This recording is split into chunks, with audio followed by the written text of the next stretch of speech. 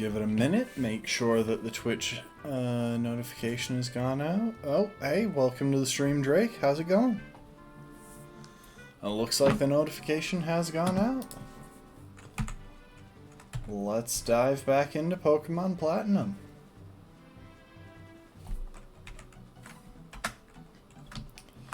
Alright, last time we left off, we had just managed to squeak out a win against our rival without losing anyone, which was... You got McDonald's Sprite? Nice. I can respect that. Yeah, we managed to squeak out a win against our rival and his Staravia without losing anyone, which is going to be a recurring concern in this run. Let's see here. Yeah, so we're on Route 209. I'm just checking the trainers that we're going to deal with. Because I would really like to continue not losing people.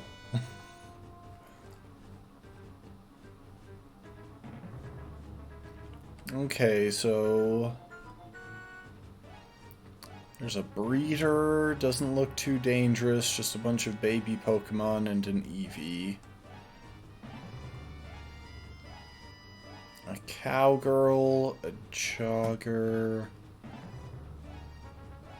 Okay, one of the two joggers has a Staravia, so that's kind of scary. Though we do have more than 10 levels on it, I think. Or, no, more than 5. About 5 levels on it.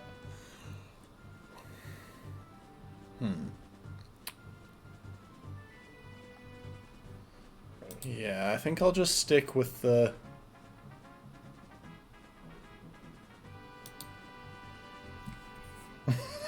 If you drop your phone in there, it's gonna start charging. Oh, why did I?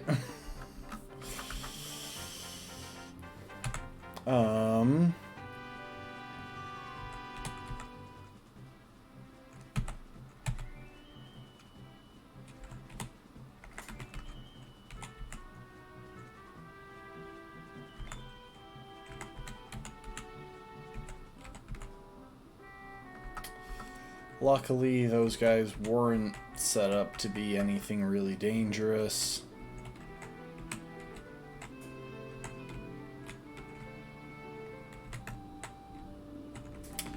So, one thing I did between streams, is I did some research, because I realized that there were a lot of Pokemon that we've had up to this point that can technically have held items. And since we've now got Thief on Heracross, we could technically farm those held items. So I went ahead and added the important held items that we could farm. As always, I like to mention when I'm adding stuff in, just because it's a time-saving measure on my part, but I like to be transparent.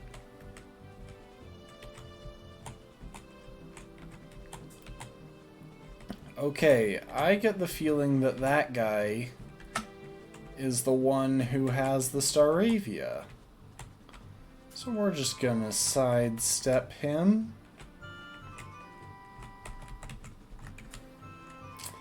I'm only assuming that that guy is the jogger with the Staravia because Cerebi is usually decent at putting them in order of when you're likely to encounter them. I swear I start talking faster when I go into speed up mode, and I don't know why.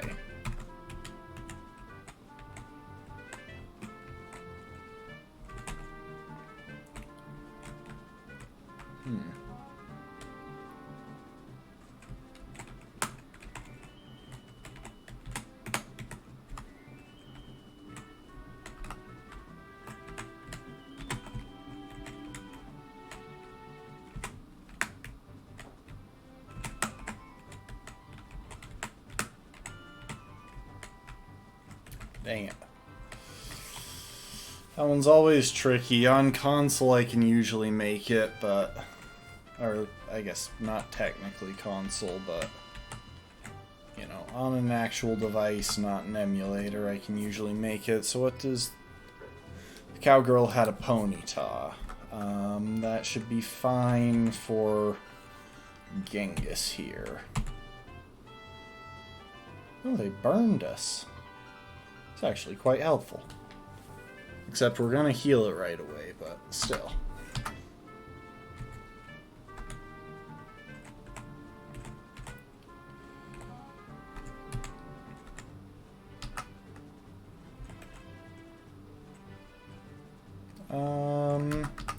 You know what? We won't actually heal it right away. Okay, well, this guy isn't a trainer. We'll grab a couple of things, and I do want to go ahead and explore the Lost Tower. Actually, do I? I'm trying to remember what items are in it. So that's the only reason. I don't think we actually have to get anything from the Lost Tower. Let's see, I'm seeing an oval stone, some honey, revive, TM27, isn't that just return? Yeah, that's just return, we don't need that at the moment.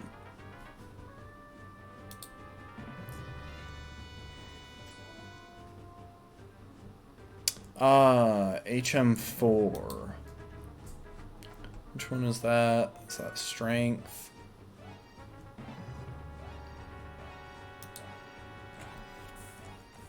Hang on, so... What am I forgetting?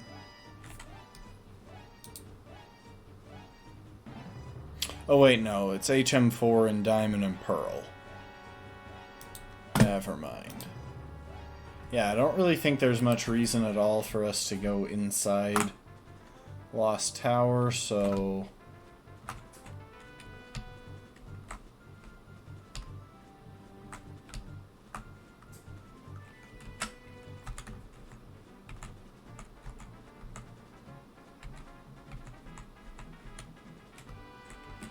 Okay, I'm pretty sure he just gave us the seals case.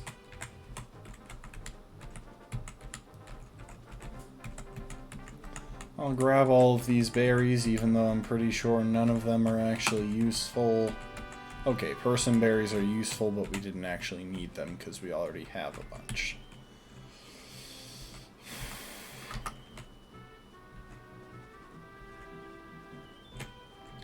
Okay, only thing that we really could use here is some super repels. That'll just save us some time if we have to go through a bunch of grass or try and dodge trainers while walking through grass and we don't want to get stopped.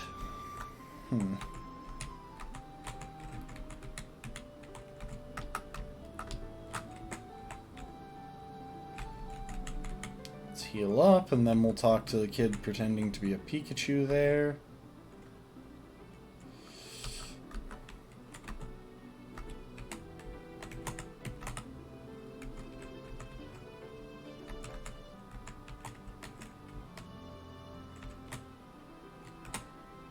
So let's see, what... I'm trying to remember what rewards the news station gives. So Salacion Town...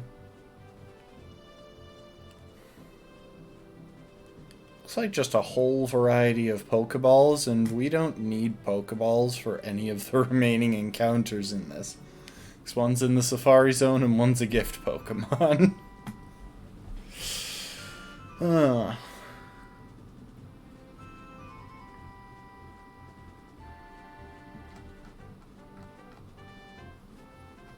So yeah, it really doesn't look like we need anything from here. There is a PP up. Hey Rafkin, welcome to the stream. Just figuring out where everything is, making sure I don't miss anything important. I think that Pokeball off to the side is the PP up.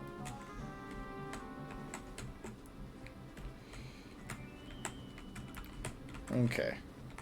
We'll check all of the houses. Oh, there we go. I'm far too lazy to actually use the seals.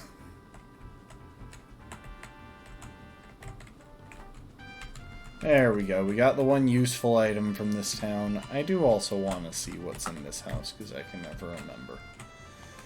Imagine if that was your house, though. Like just look at this, these couple of houses over here real quick. That is so inconvenient. You have to hop off ledges and do loops and go down the right path, the right one-way street, basically, to get to your house. Like, it's crazy. Okay, another thing to note, we do now have access to the daycare center. So at this point, I'm willing to use... I'm willing to insert rare candies in order to level my Pokemon.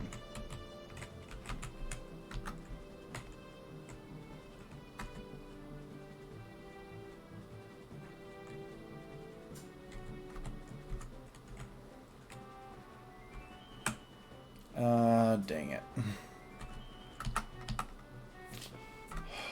Okay, we're gonna double down on that Rapidash. Actually, Hercules, use Substitute.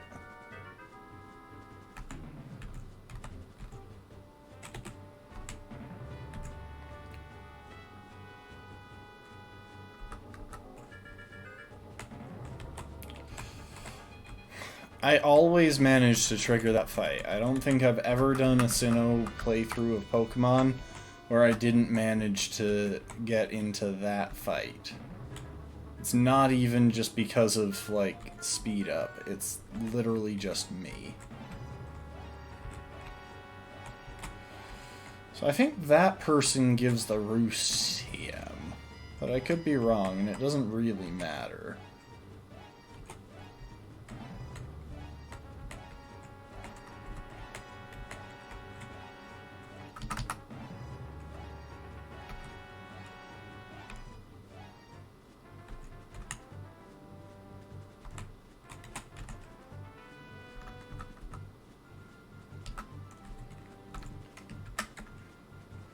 Okay, and we got a Paralyze heal.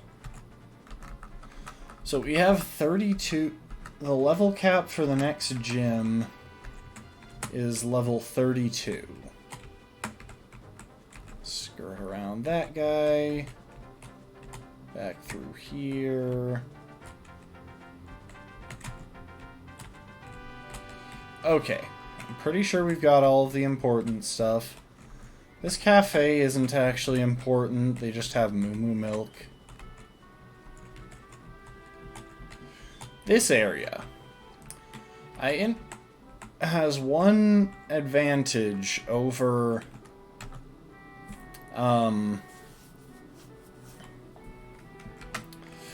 this area has one big advantage, if I did my research correctly, over the same version of this area in Pokemon Diamond and Pearl. See, in Pokemon Diamond and Pearl, and I'm double checking this as we speak to make sure that I'm saying this right, there is an ace trainer who has a very frightening Gyarados.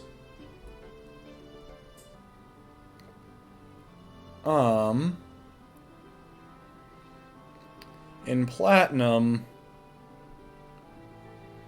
that ace trainer no longer has a Gyarados, which makes passage through here much, much safer than it would otherwise be. Oh, jeez.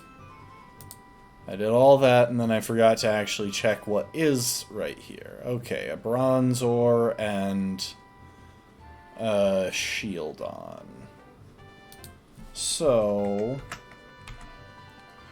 Let's go ahead and give Genghis a Chesto Berry.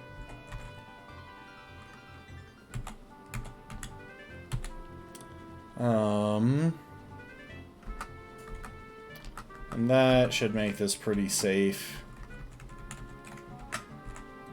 Bronzor is not a hard hitter.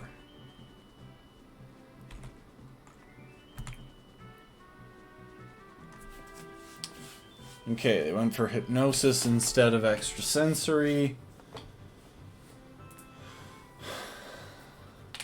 That's probably for the best, honestly. Though the fact that they hit Hypnosis with its like 60% accuracy is obviously annoying. But now we've won the match.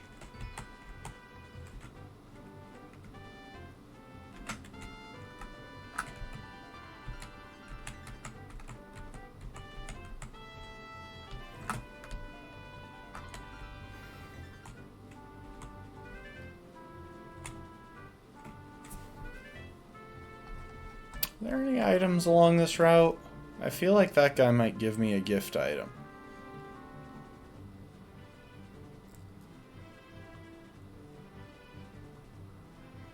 No, it doesn't look like there are any gift items. There is a TM...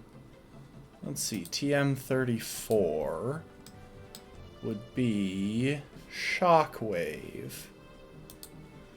There's probably at least a couple of our Pokemon that can learn that. If we can get it without triggering any unnecessary battles, then I'll go for it. Otherwise... So, like, for example, we're not going... Oh.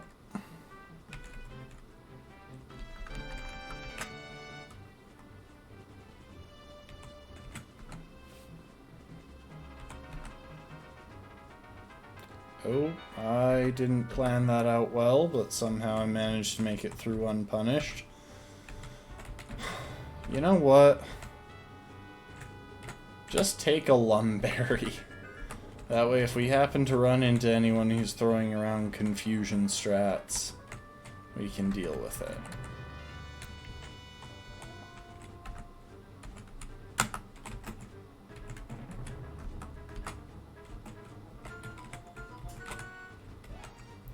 Okay.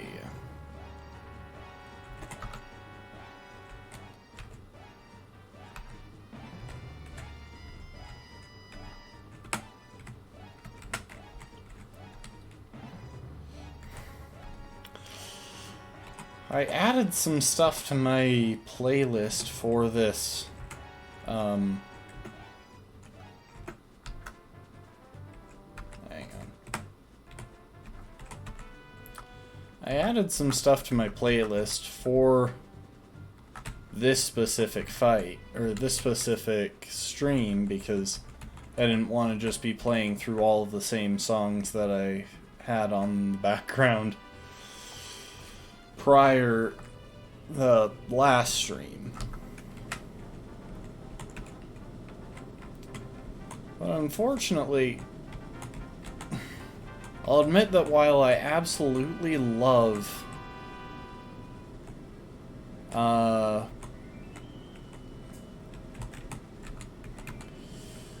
Hyrule Field theme from Ocarina of Time. Oh, hey, there's our... There's our TM for Shockwave. While I absolutely love this theme from Ocarina of Time, and honestly, Ocarina of Time has some great music as a whole.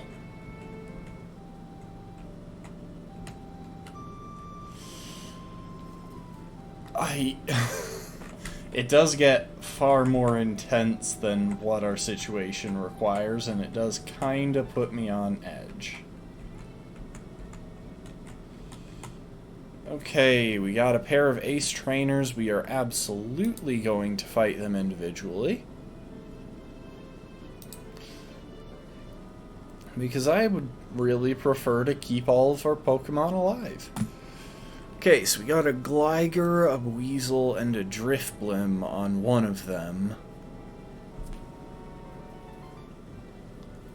And a Roselia Ralts, and Lickitung on the other.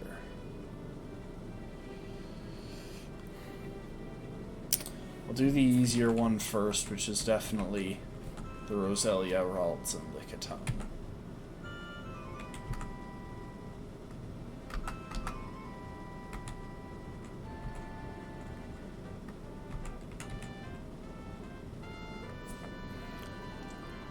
Now the other one, luckily Gligar doesn't have any flying type moves by level up, which means its strongest move is going to be Quick Attack.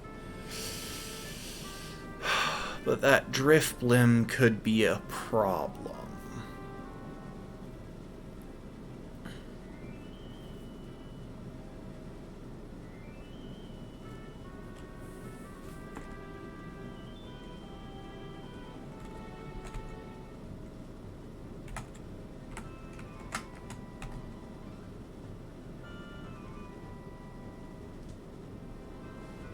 I think the safe approach is actually, so let's see here, Hercules. Okay, Hercules is already holding a Citrus Berry. We'll give another one to Genghis just to have everything covered in case we have to switch Genghis in. But I think we can more or less depend on the same strategy as we used against Fantina. Set up a substitute, turn 1. Start attacking them, and then is Thief a 2-shot? Thief is a 2-shot. We took damage, but that's okay. All we needed to do was not get hit by that thing's gust. I look forward to when we get access to the move relearner, because then we can just teach Hercules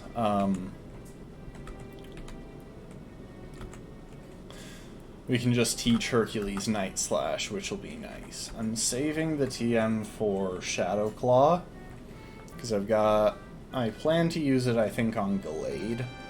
That's the most likely outcome for that. Oh, there are my potions.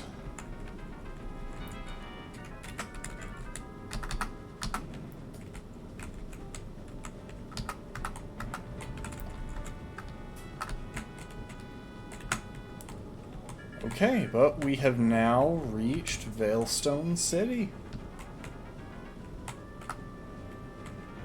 I don't think we can go past these guys. Yeah, that's Team Galactic's warehouse. I don't think we encounter... I think there might be a rival battle after this gym. But the big draw here in in Veilstone City is the department store.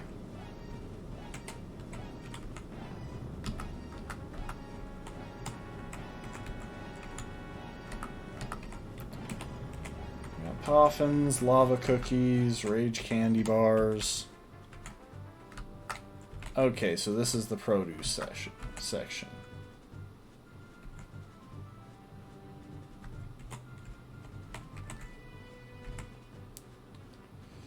Yeah, I don't need any of those berries.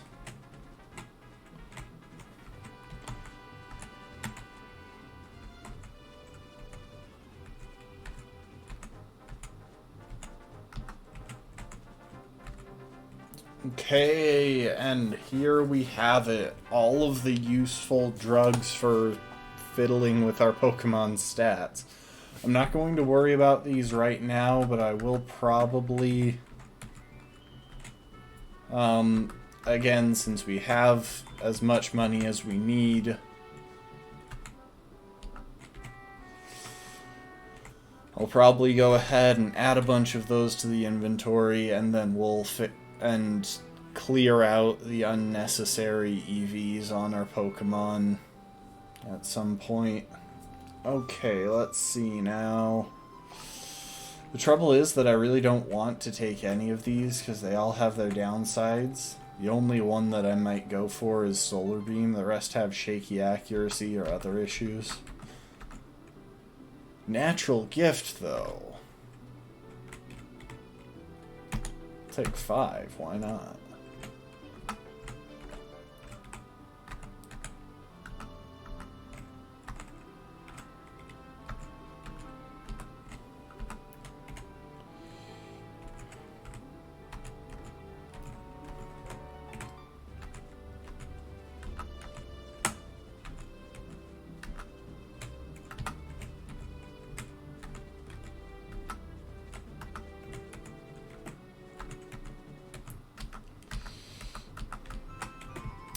Those are pretty useful. Natural Gift can be really clutch for a lot of scenarios where we just can't have the right coverage for whatever reason. Okay, this is furniture. Yeah, this is just furniture. But yeah, the held items that we now have, and I'm actually going to change held items. Yeah, go ahead and take the leftovers and Genghis. So yeah, the items that I added in were leftovers, metronome, and shed shell. I don't recall whether there are any wild Wobbuffet in this game, but I don't want to be unprepared if we go into an area with them. Metronome and leftovers are both potentially useful items. Metronome boosts the power of moves if we use them repeatedly, which could potentially be what it takes to break through some, like if our opponent has some big tank in the back or something. And leftovers, I don't think I need to explain why that's useful, because it's a fantastic item. I guess, for those who might not know, it's passive recovery every turn. So yeah, the leftovers can be farmed from Munchlax, which is one of the honey tree encounters. The metronomes can be farmed from Kricketot and Cricketoons. And the shed shells can be farmed from Beautifly and Dustox in Eterna Forest. How do they know my name?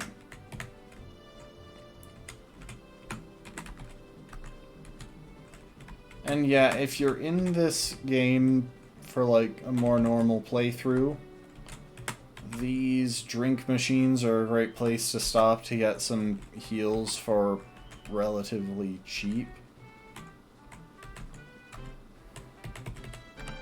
Anyway, I think we've got everything. Actually, you know what?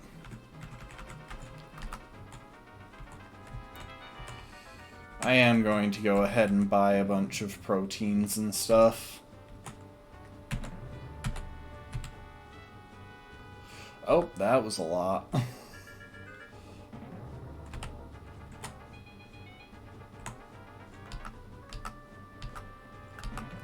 Hang on.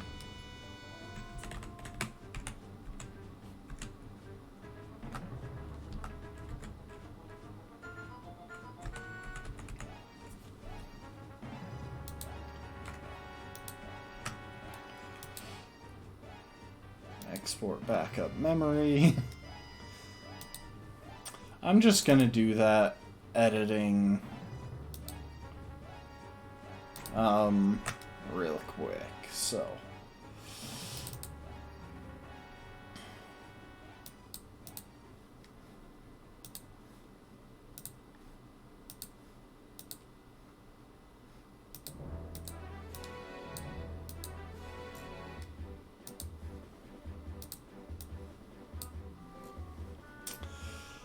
if I just open my bag here real quick.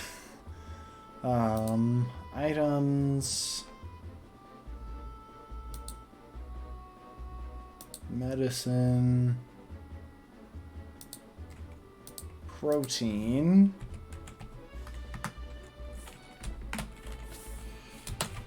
Carbos.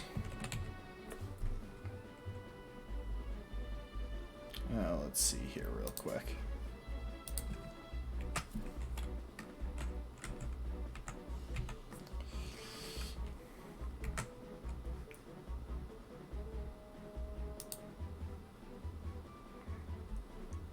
Okay, we got protein, we got carbos. iron, calcium, zinc, and HP up.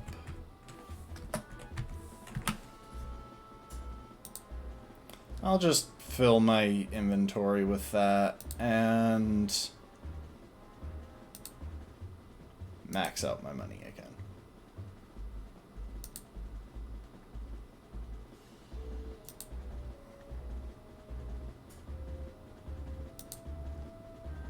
So let's see, I saved all of that, right? Yep, okay.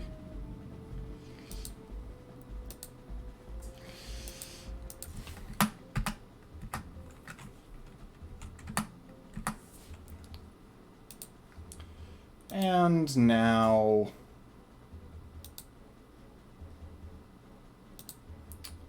we simply load the state back in and reopen the ROM.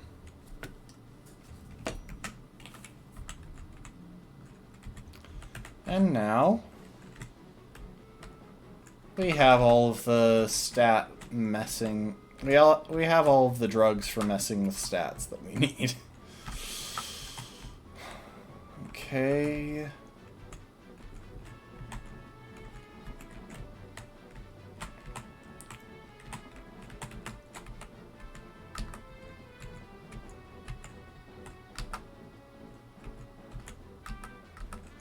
Oh, that's interesting. That person just gives you a Vaporeon. You don't have to win it from, like, the game corner or anything. Oh, that is the other thing that we can do here.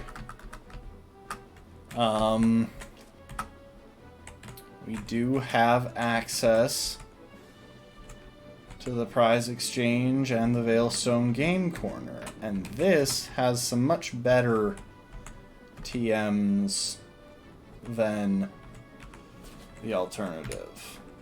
Not to mention the wide lens, zoom lens, and silk scarf. So yeah, we'll definitely go ahead and get some of those items.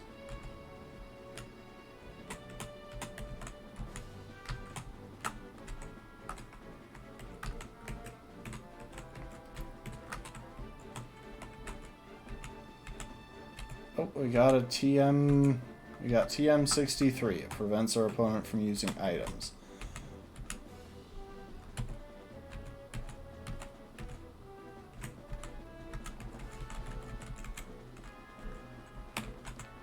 There we go. We got the coin case, so now we can get coins and get things. We're not actually going to bother doing that.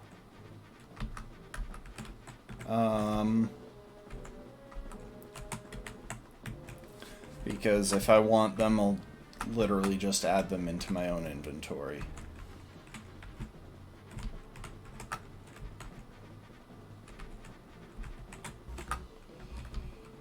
I mean, I could just buy it as well, I suppose.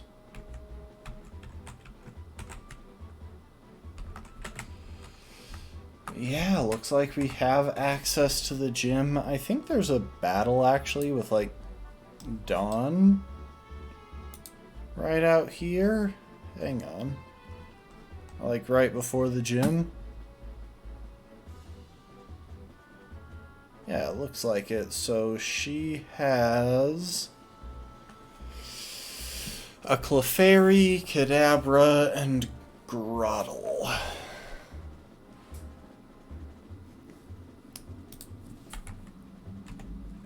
Let's see here. Yeah, we've got Hercules up front. Piece of cake.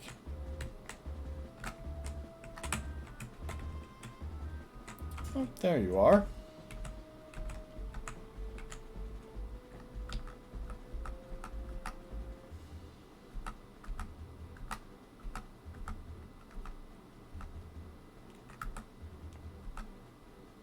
Oh, I'm not going to battle Dawn?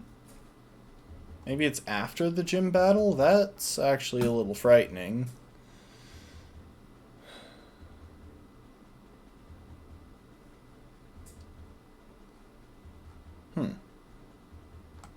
Or maybe she's our ally for something?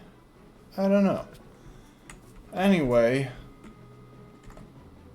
let's dive in here. Switch Genghis up front.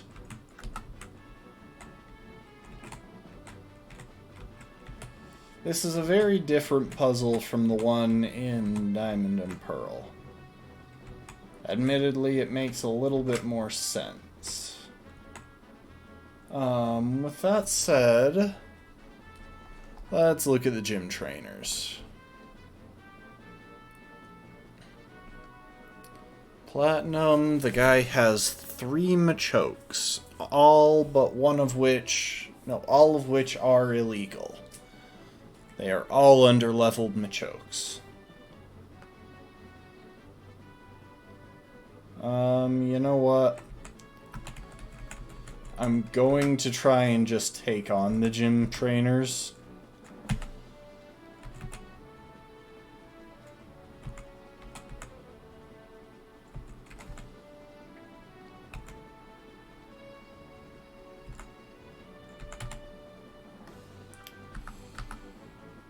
Okay.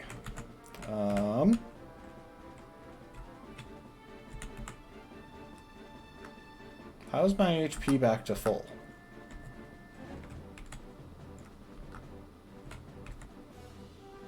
Did I not take damage during that fight?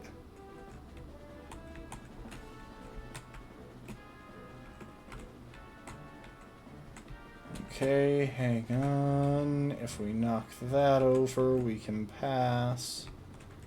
We can't get past there. So it looks like this guy up here is inevitable. Probably has Machop, Meditite, and Machoke.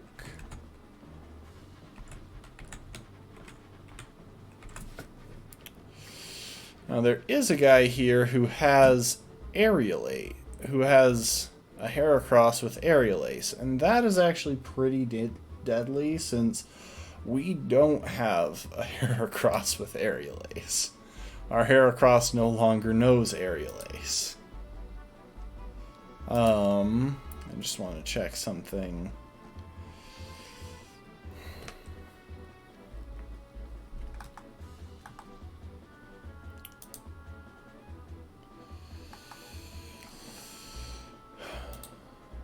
We'll do our best to avoid that person if we can. In the meantime, though,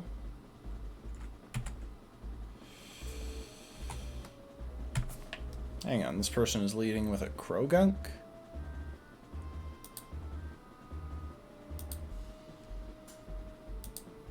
Which trainer is this then? There's a Krogunk and a Machoke and only 2 Pokemon. Where's the one with Machop, Meditite, and Machoke then? It may have just gotten into a completely unnecessary battle.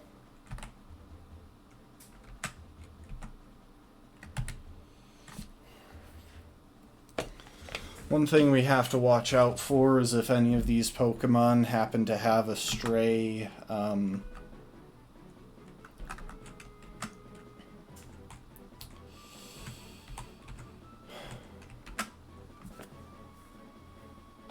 counter or something, if we can't one-shot them.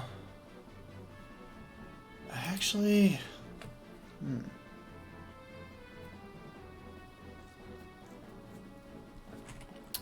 real quick, I gotta look something up.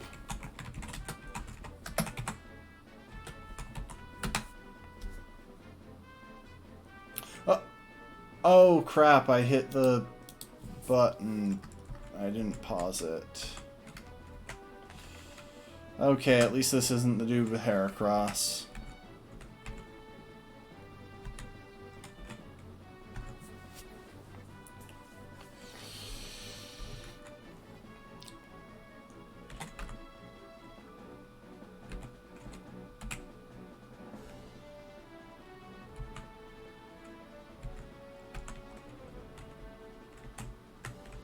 I think I need to actually reload the area real quick, because I've screwed up the layout.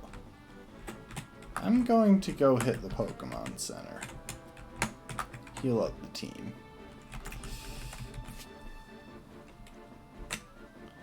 Now, if we take a second here,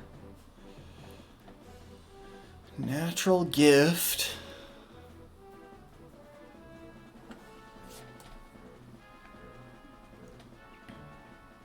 Lumberry gives a flying type move.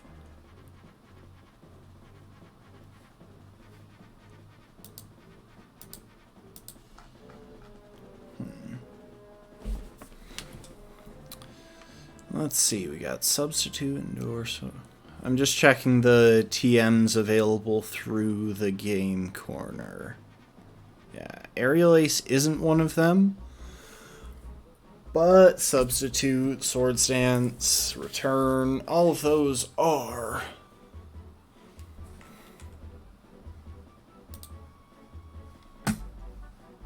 Yeah, hold up, we're gonna have to do some more hacking. I say as if anything I'm doing could actually resemble hacking.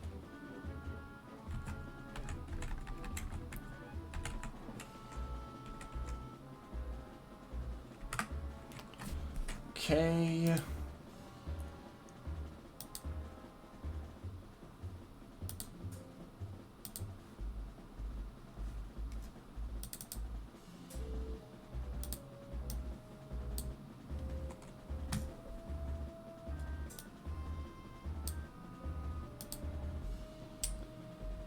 Now, items, TMs. And let's see here. So, farmable TMs here.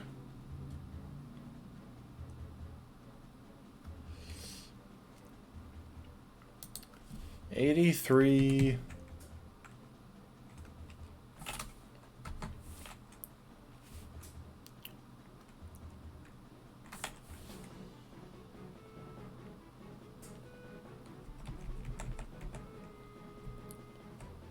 $17. $20.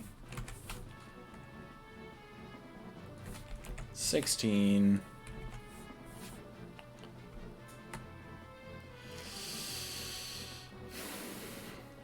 $33.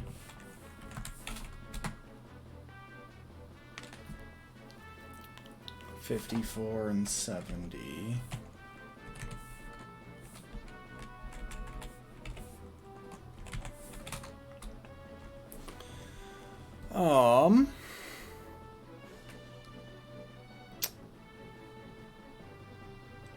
And let's see, we got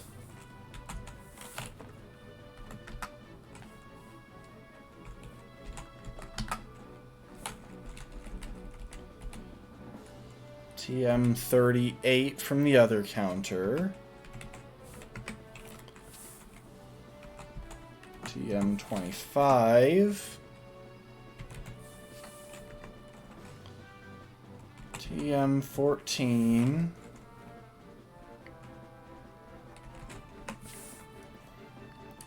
TM 22. 52.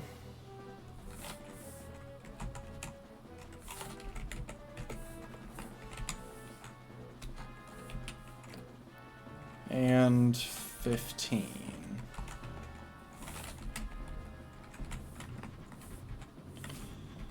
And then finally, from the game corner prizes, I don't think we already, yeah. So TM 90.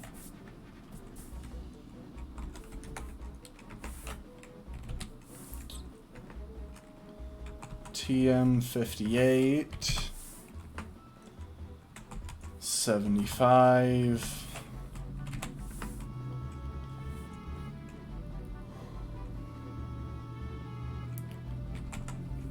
$32.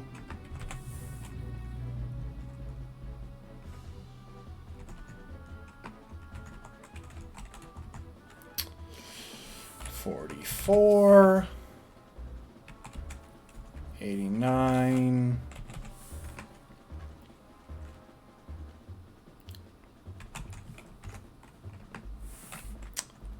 10.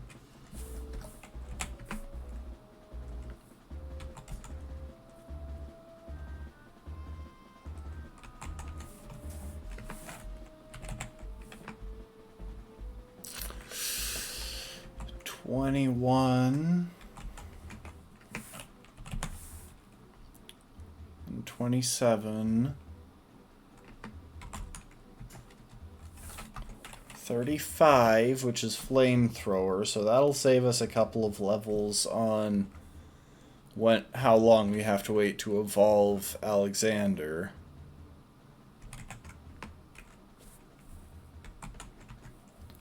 $24.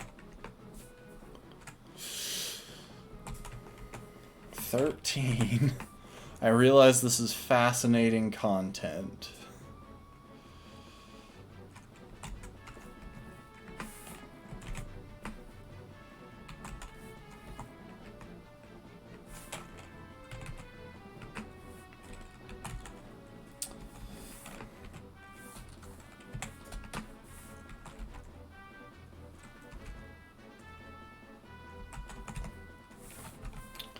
And 68. And we'll also go ahead and give ourselves the other items that are available there. So if we go ahead and add Silk Scarf, Wide Lens, and Zoom Lens, we will be good to go.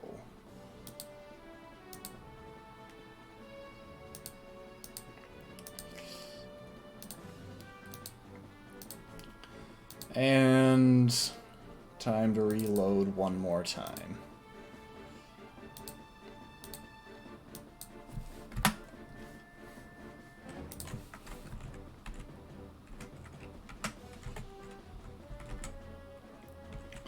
So now, if we go over here to our TMs, we've got a lot more of some things.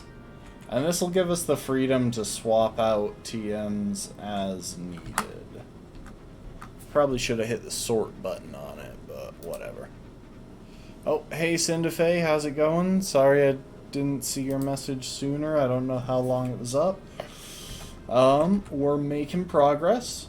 We are just prepping very carefully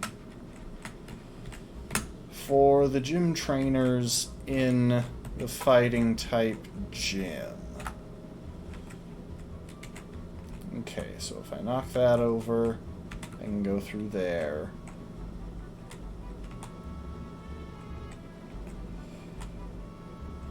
Does knocking those over actually do anything? I think it does.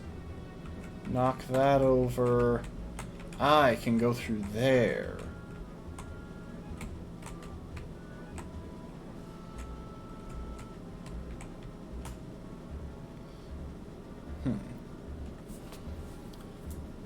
You're filling out your Violet Dex and ran into a random shiny? Nice. Which one?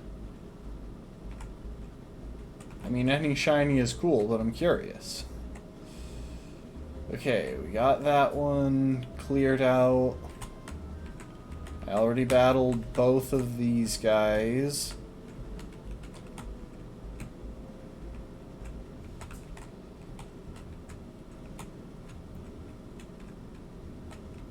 Ah, heck. Shiny Dondozo. Ooh. Is it a really distinct shiny? I can't actually recall what that one looks like. I recall what Dondozo looks like, but not what the shiny looks like.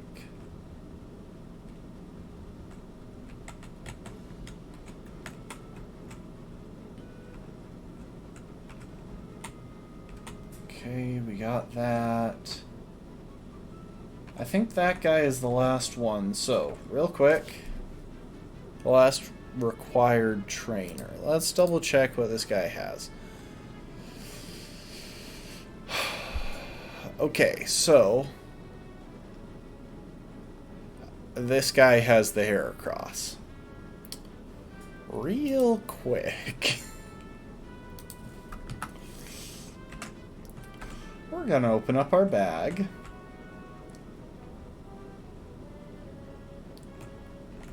And we are going to go ahead and teach Heracross Natural Gift.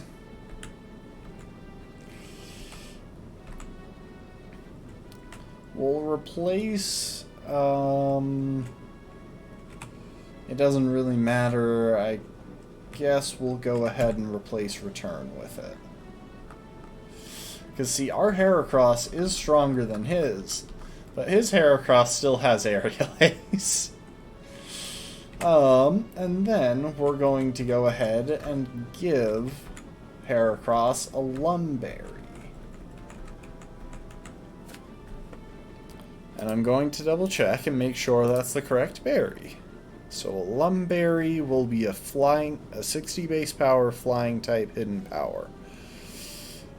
And I don't think I have a Greppa Berry. I might. I can check.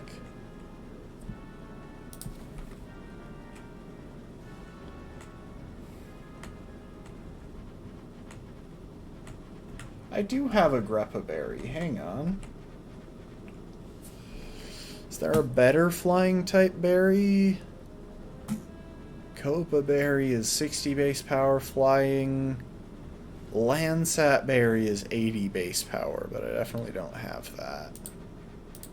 I have no idea what that even does.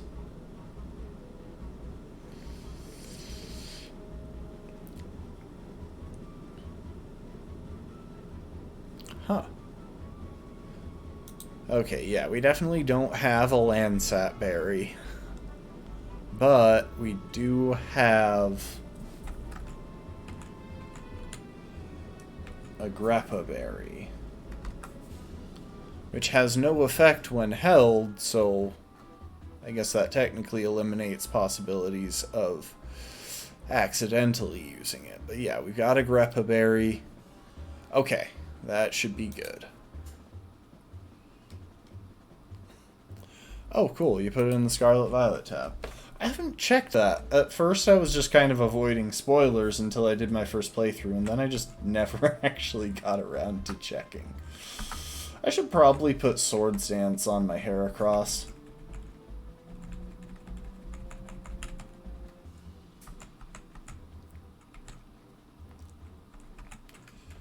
So hi dude, you have a Heracross. I have a Natural Gift. What are you trying to learn? Takedown? No.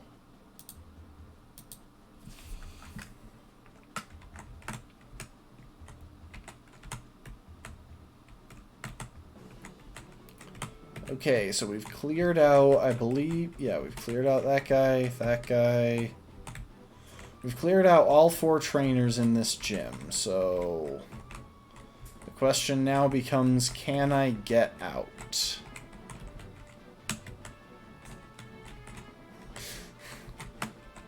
And at present, the answer seems to be no.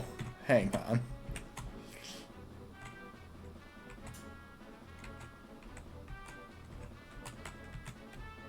Ah, there we go. I thought I was genuinely trapped for a moment. So we'll want to heal up and do just a bit of grinding before we actually go into this. I love how the first half of this run is literally just 2 Pokemon. The only Pokemon we've actually used up to this point in, like, real battles are Genghis and Hercules. Okay. And actually, give me just a sec.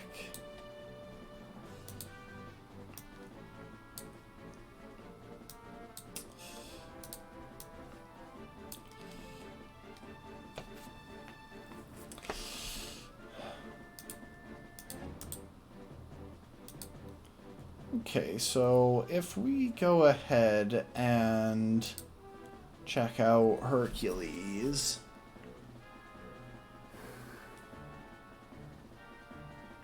Yeah, we can use 3 berries. Okay, if we use 3 berries, we can... 3 Hondu berries. We can zero out Hercules' special attack effort values. Oh, heck. Use, not give.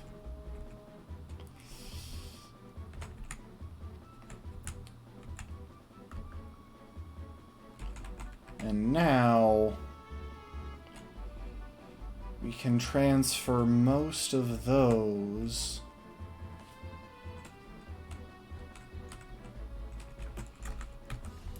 to attack. Okay, what about to speed? Do I need to use more?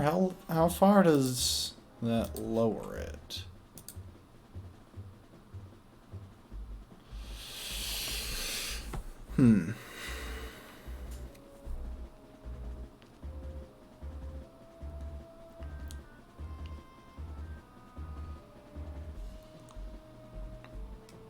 It should be by 10 points. Huh. You know, it does occur to me maybe Hercules has to level up between... Maybe they put something in as a countermeasure against people pulling off the palm egg glitch. Oh well.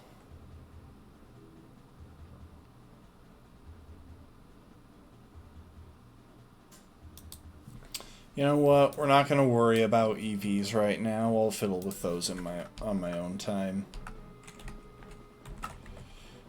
But we will worry about the fact that I accidentally gave Hercules the wrong item.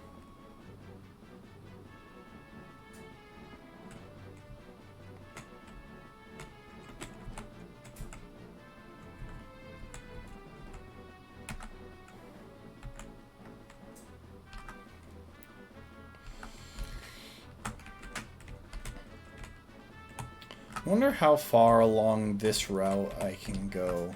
Or am I going to get... No, I didn't get blocked off. That is probably a psychic right there, isn't it?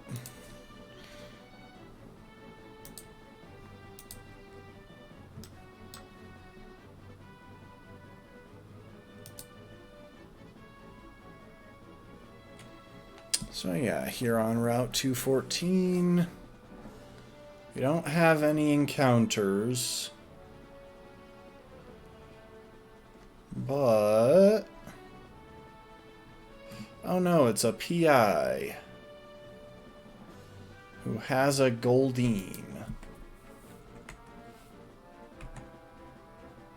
Nope, it is a psychic. I mean, on the plus side, she has a Chingling. So that's not the thing to be most worried about. Yeah, so we got a Chingling, a Drifloon, and a Kirlia. I'm going to try and set up a substitute. Oh yay, they went for Astonish. Thank you, that's very helpful.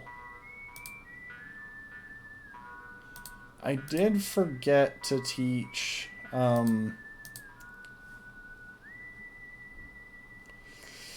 I did forget to reteach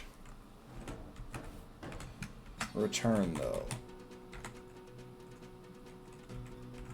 Do do do do do do do do do do do do do do. 10 points to anyone who recognizes this song and can say where it's from.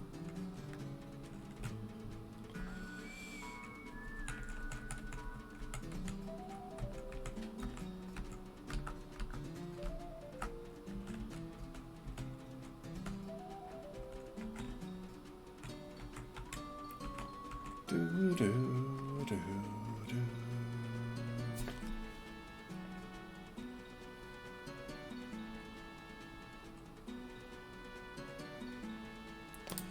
What Pokemon is Maylene actually carrying? I should probably take at least a moment and think about strategy for that fight. Okay, so... Well, not Pokemon. I knew which Pokemon she's carrying. What moves? Looks like Meditite's only stab move is Confusion, which shouldn't be that damaging coming off of a level 28 Meditite. I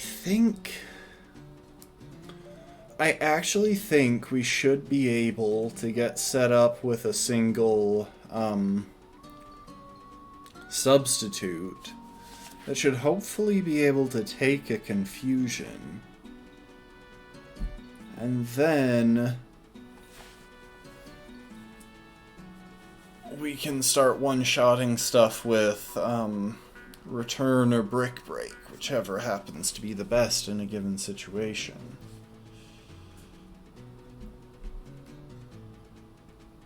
Or I guess we'll probably want to go strictly Brick Break, because I don't really want to drop Thief yet. It's pretty important for our coverage. And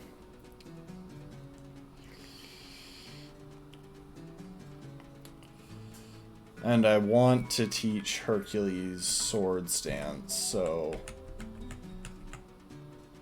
yeah. The trouble is, a couple of her Pokemon carry...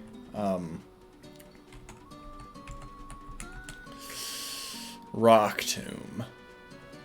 Her first two Pokemon both carry Rock Tomb, and I don't want Hercules to take a hit to speed before he has to fight Lucario. Because I'm really confident that Hercules can sweep this team if I do this intelligently.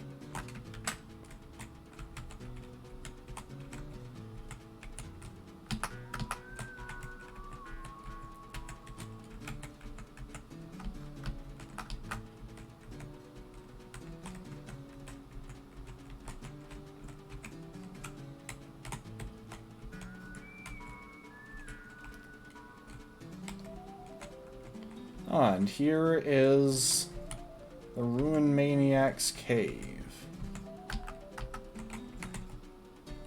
And there's the TM for Dig. It's the only thing we need from there.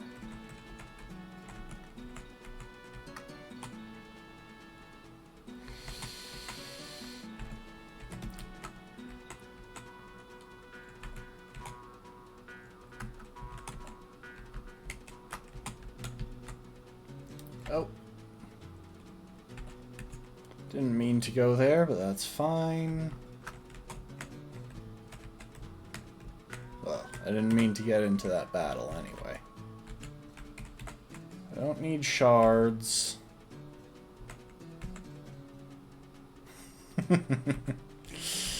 Yeah, I figured there was at least a small chance that if that thing blew up, or that thing wouldn't go down in a single hit, but I did have a way around that. Oh. Oh wait, no, I already have that. I already tried to pick up that item. What am I thinking?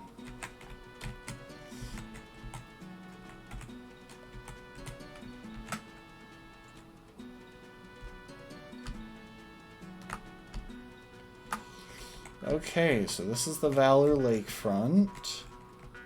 I'm just seeing how far along this path we can get at this point.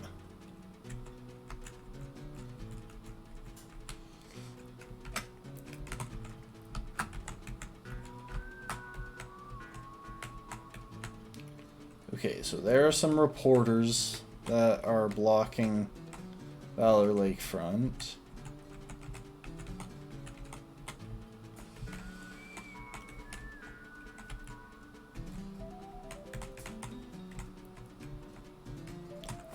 I think that lady's key is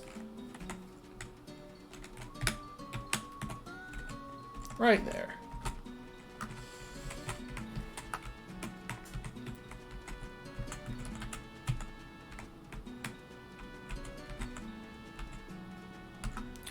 White Flute. I'm pretty sure that's basically useless, but whatever.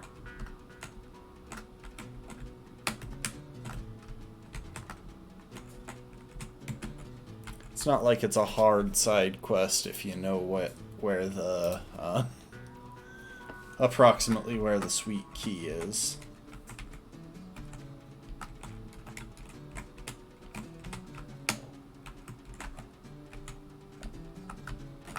That person gives you the reward for filling up the Pokédex, which honestly, I have never filled in the Pokédex in any game. All of these people, I believe, are double battles. But yeah, I don't think I've ever actually filled in a Pokédex. That's never been my big thing in Pokemon. Ooh, we got Trick Room, and I think both of our Psychic types can probably actually learn that, not that I really think we need it.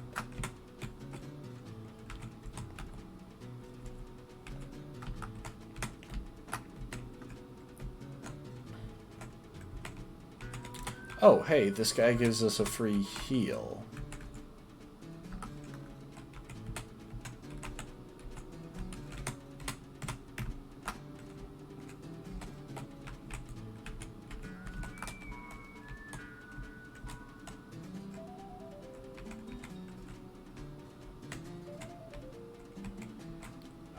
Okay, so we can make it all the way over here? And there's the footprint guy's house. It's a lot less kinky than it sounds, don't worry.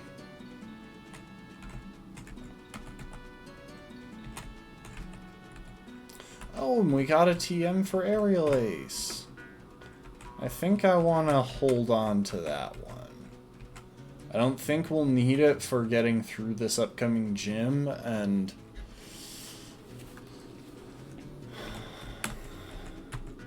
I'd rather have it available when I actually need it than spend it and wind up replacing it. So there are some TMs in this game that are renewable, but there are some that aren't. Okay, that's a Shellos. Are we really getting access to all of this at this point? Because hold up, that would be pretty fantastic.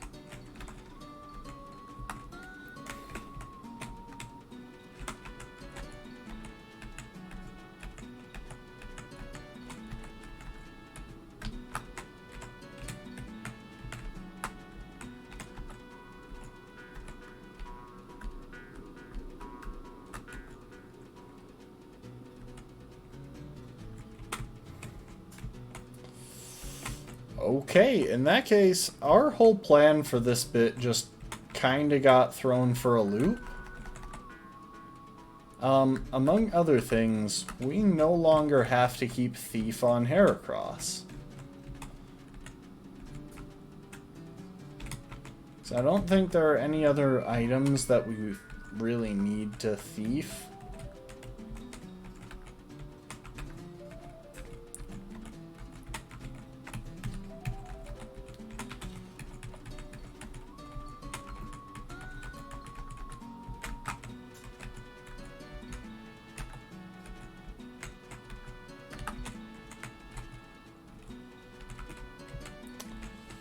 Yeah, I don't think there are any other items we urgently need. And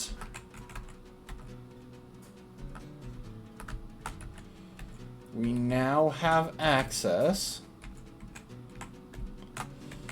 to the person to the move relearner. She's somewhere in this town, or he, I can't remember. Oh, and this person gives us a bunch of type resist berries, if I recall correctly. So yeah, the whole map just opened up big time. Now, where's that move relearner? Where's the useful person? Move tutor, heart scale, yes! Hercules can now learn Night Slash and can relearn Aerial Ace as needed.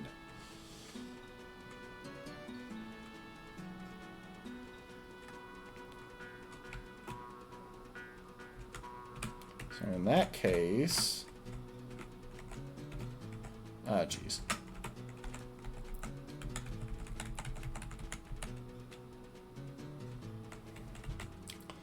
Goodbye, thief. You served us incredibly well.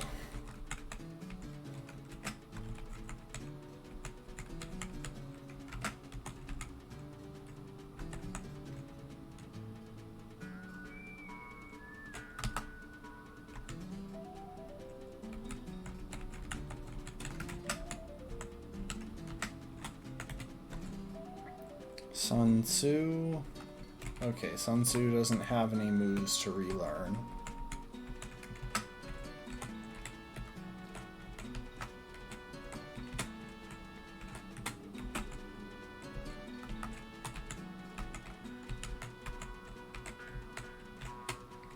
But now that Heracross has access to several important moves, the gym battle should get much easier.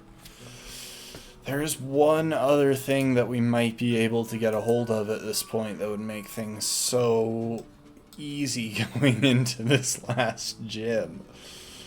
So let's see. If we go here...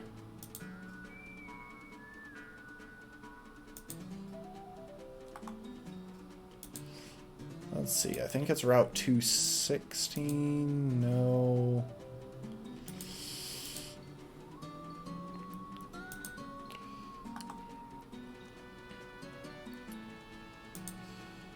Past the Grand Lake Hotel.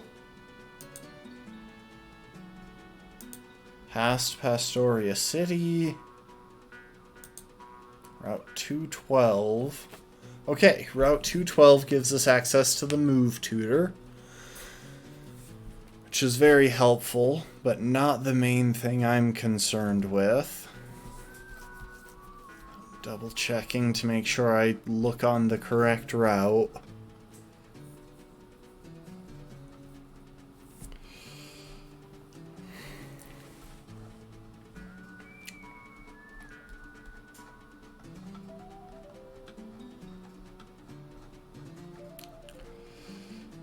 Okay, aha, there you are. So hang on. Is this all one section or what? The south section has it. Guys, we're about to get something very important for this run. Route 212.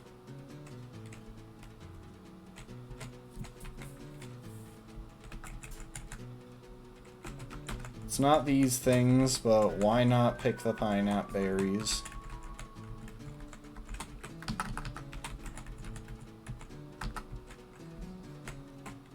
It might be along here.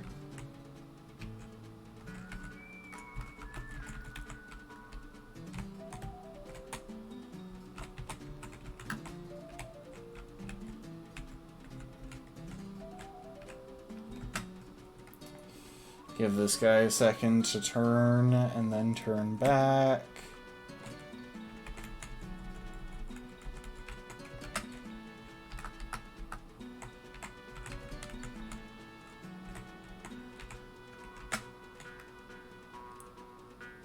Do the same with Rain Lady.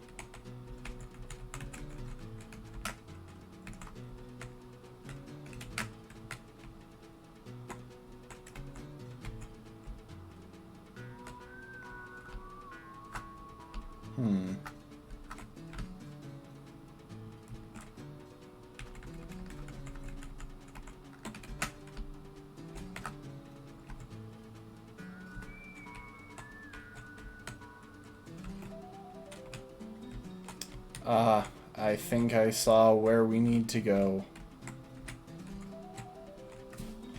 Now, if we do a quick dousing...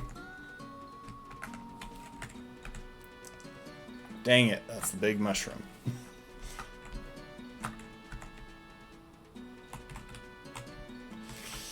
We're looking for a specific item that can be doused for.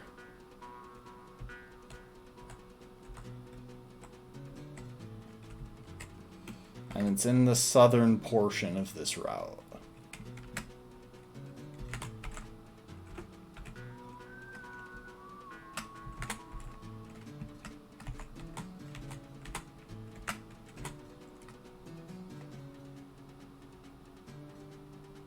Officer, could you please stop trying your entrapment strategy?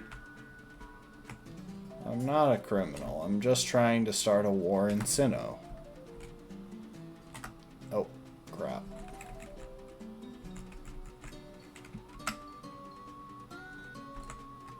Oh, it's an Umbreon.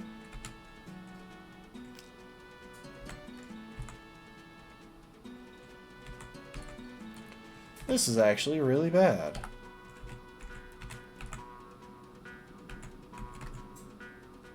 Okay, for some reason it decided to start going for quick attack.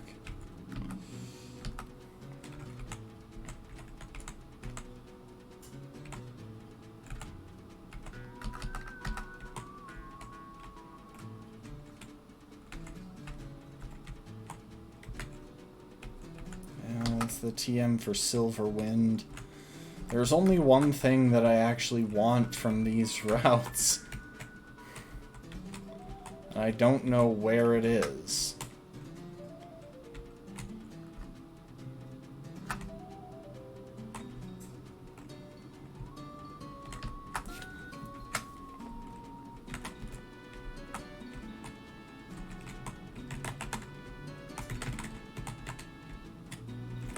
And we're dealing with what might well be the most annoying mechanic in Pokemon. Ooh, we got the TM for Toxic.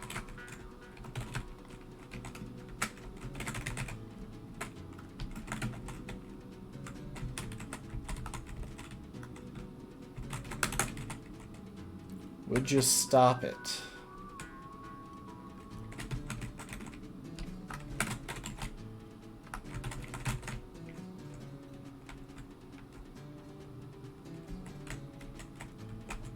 The trouble is, it's a dousing item, so it won't be visible. I'm just picking all of these other things up kind of out of habit.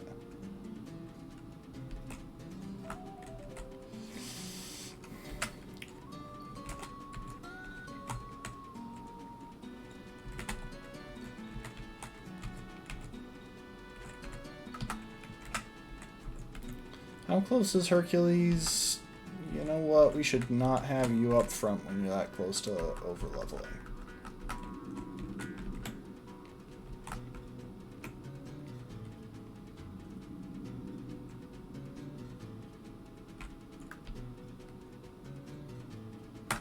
It must be up here.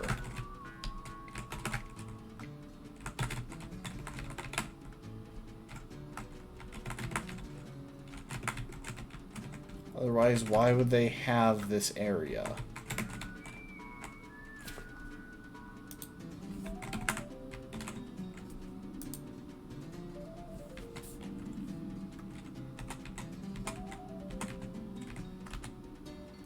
Dawnstone, let's go! Guys, we can level up and evolve Arthur now. I really wish we had a way to fast travel, though. Okay. You made it back here.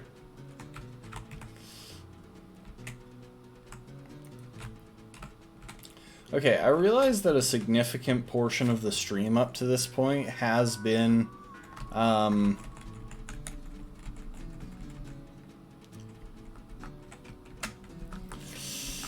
me editing things. Oh, I didn't mean to start a fight with you.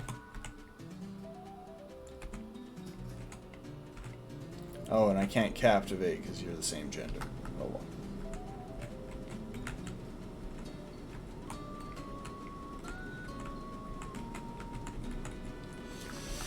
Okay, heal up the team. There are two things we need to do.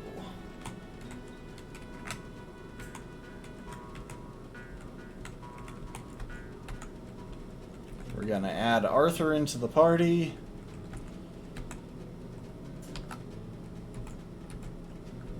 store Togepi away. I wish we had the HM for Fly, but we don't.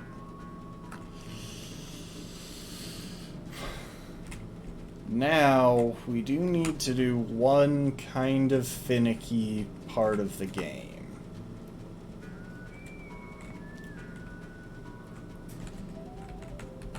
So, we're gonna drop a save here real quick.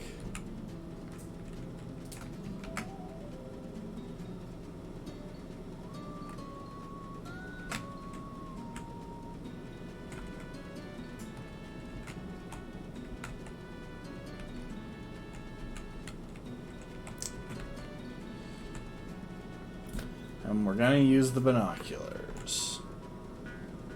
Tangela, Tangela, Yanma, Tangela, Uber.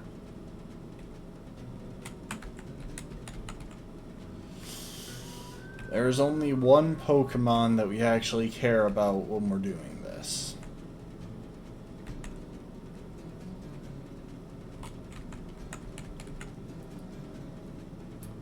I think each set of binoculars gives the same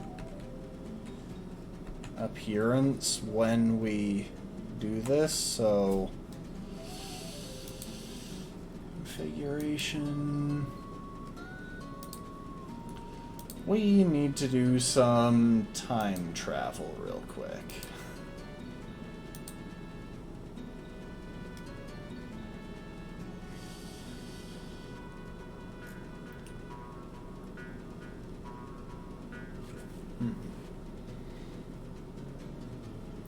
If only I can remember how to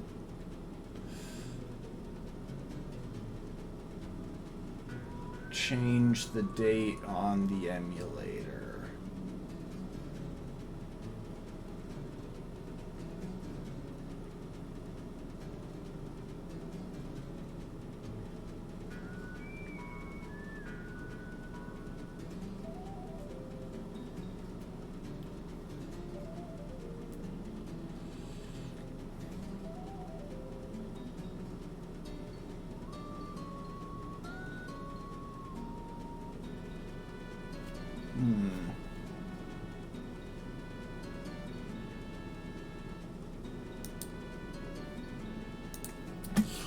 Hold up a sec. I need to do a quick Google.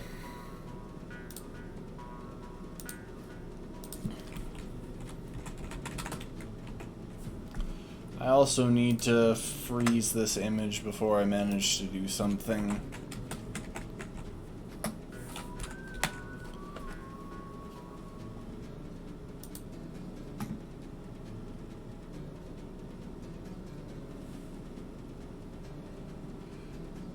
Okay, it looks like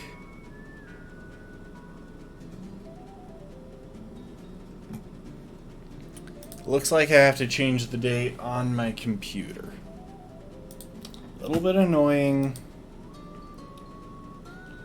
but I can work with it. Change date and time. Do not set time automatically.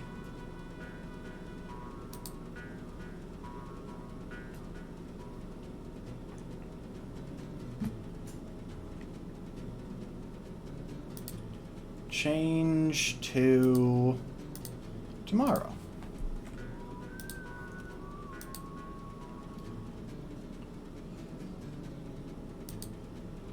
And now we have to reload the emulator, I believe. So now it should think that it's tomorrow. There was a Krogunk, but we don't actually want Krogunk. We want Toxicroak.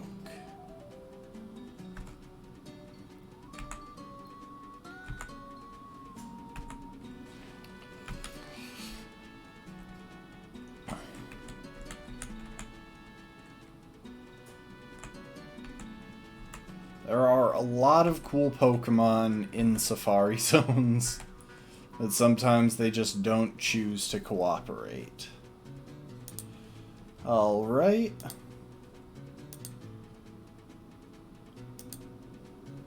Change today to the 9th.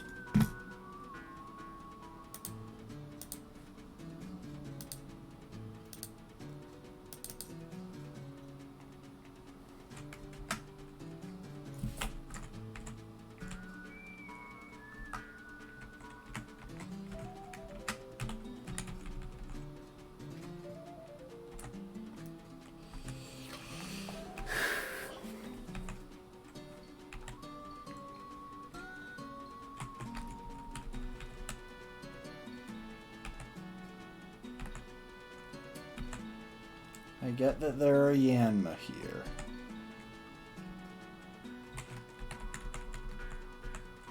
The trouble is, this doesn't show us all of the Pokemon that can be found in an area. It shows us one Pokemon from each area that this happens to be looking at.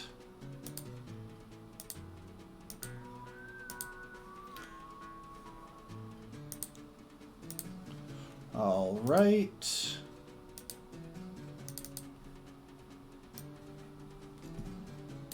So this may take a minute, because I don't really want to, they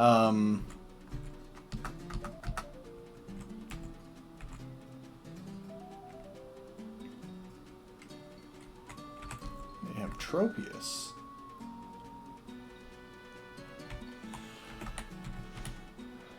I don't really want to do this artificially by just inserting a Heracross, because Heracross would have taken literal days to gain access to.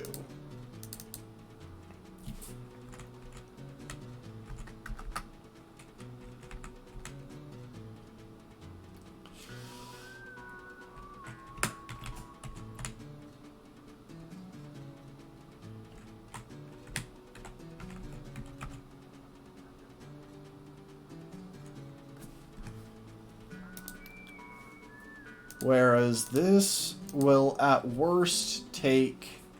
I want to test something. No, I think that's the same view.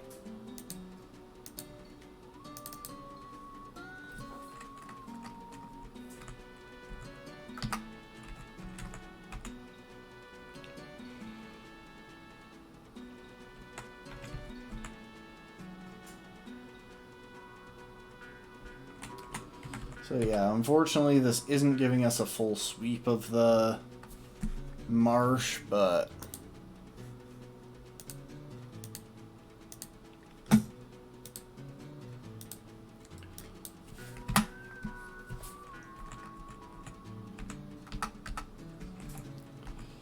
it is giving us information. All we need is for it to bring up Toxicroak once.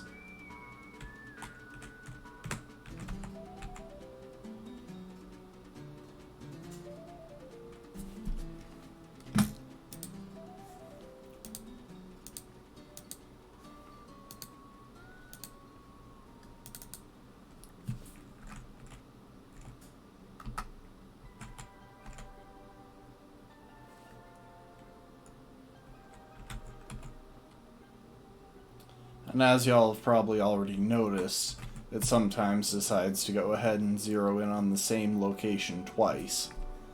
Sometimes even twice in a row.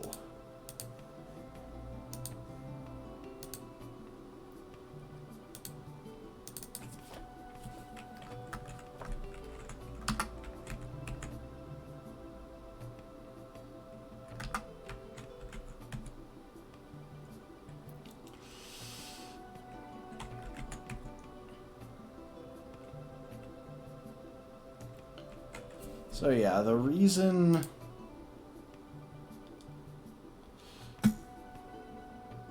I want Toxicroak just because it gives us access to a usable Pokemon one gym earlier. If we went with Croagunk, we wouldn't really be able to use him until Crash or Wake, whereas if we get Toxicroak, we can actually just go ahead and use him now.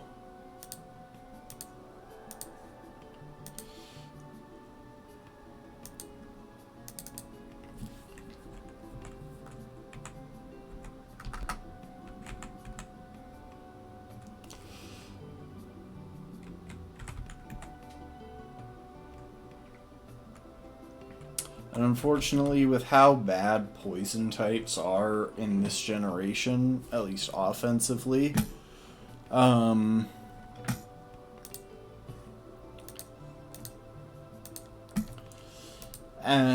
with the fact that one of our main enemies in the end game is the Fighting-type Elite Four member, odds are we won't get as much use as I'd like out of Toxicroak, especially if it happens to not have Dry Skin as its ability. Because Dry Skin is well and above its better ability.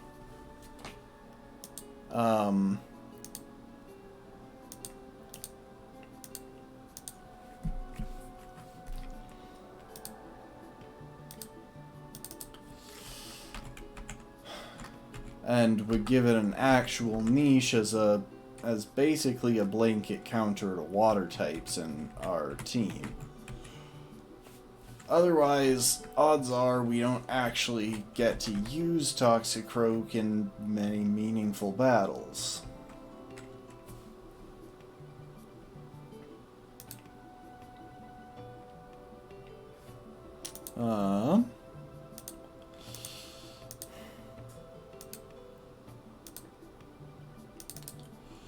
Jeez, this is... Because it thinks it's been several days since I played, it keeps opening that journal when I open my file. Trying to give me a quick refresher on what happened the last time.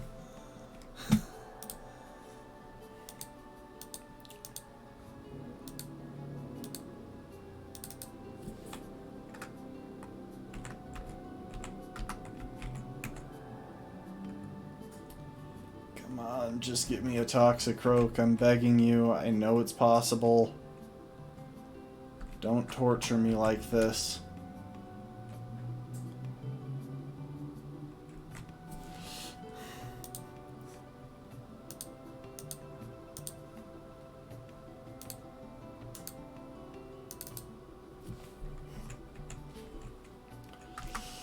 I should probably... Hi there, Bee Marching. We are trying to track down a Toxicroak. Sorry that it took me so long to reply to your message.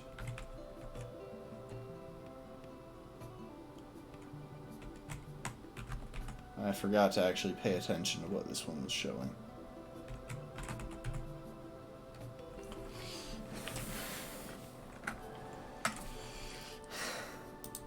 So yeah, I'm having to repeatedly change the date on my computer.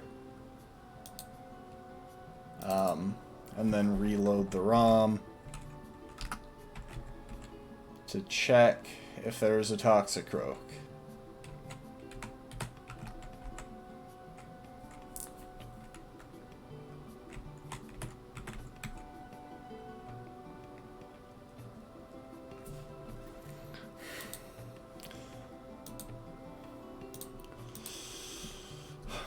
And y'all get to join me into my slow descent into madness.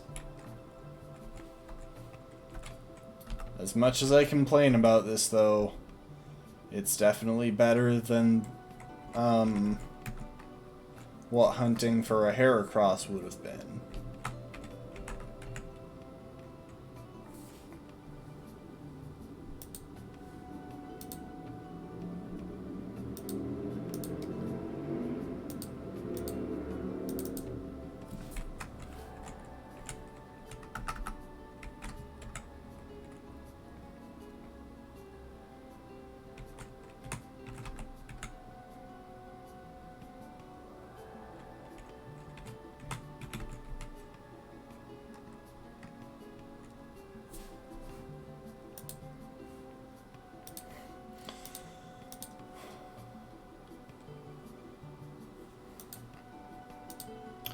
Just took a moment to wonder when the next leap year is, but it's on 4th years, right? So, like, years that are a multiple of 4. I feel like that's correct, but at the same time, I could be completely wrong. I have no idea how many days there are in this February, is what I'm saying.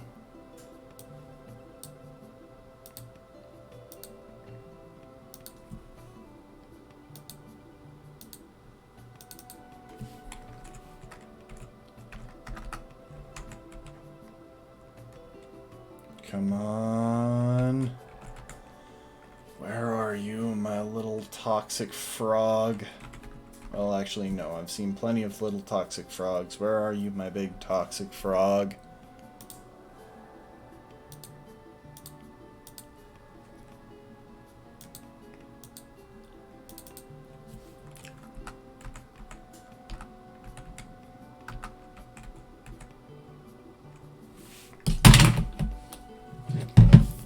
Gonna need to rewatch that. I got distracted by almost tossing my water bottle off the desk.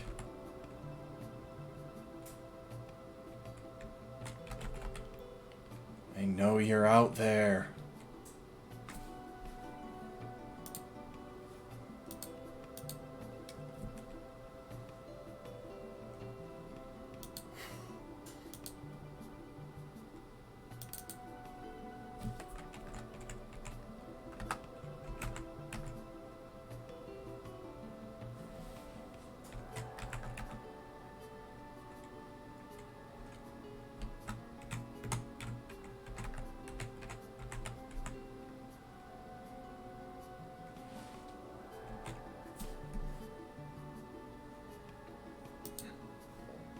Oh, I forgot to actually update the date and time. Hold up.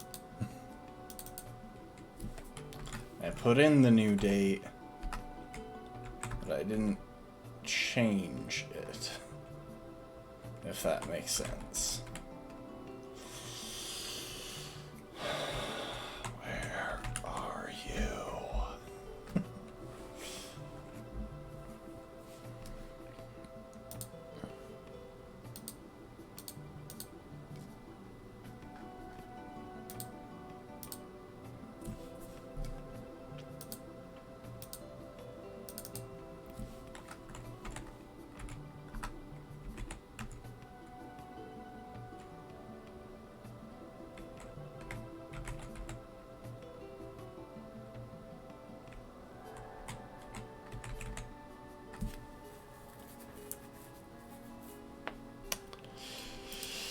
I can keep this up, game. As much as this is wearing on my already paper-thin sanity, I can keep doing this for a pretty long time. All the viewers will probably leave, but you know what? I'm prepared to fight for this.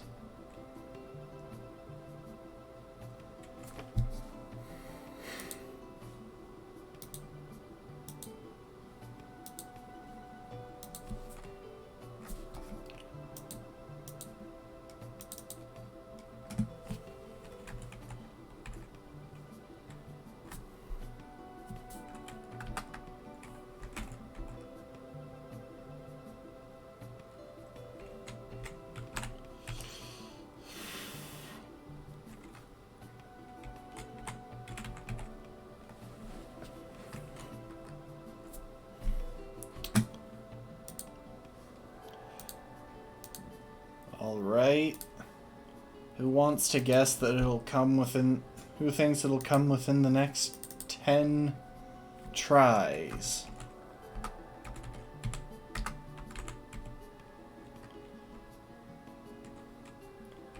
I'll play a little game with no prize because, well, this is a small channel. There's really no point in gifting subscriptions.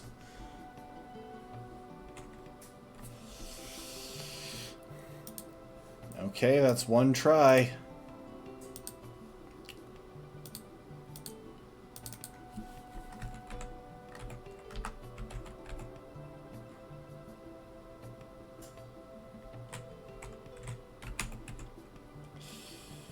It's dropping in Toxic Rogues. That's Like, that's better than nothing.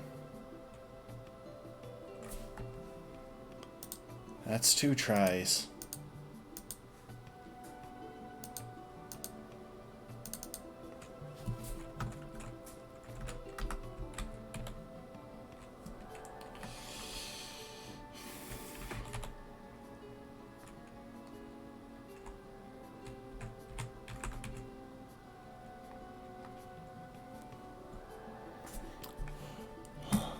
Three?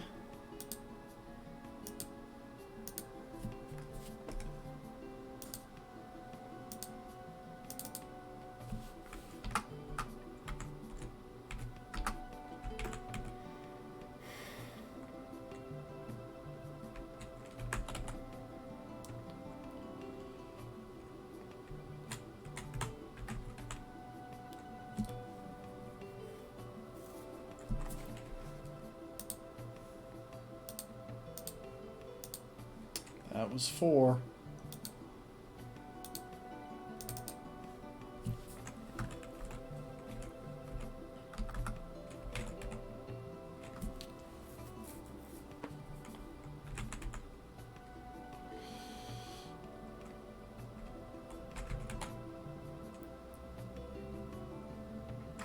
Five.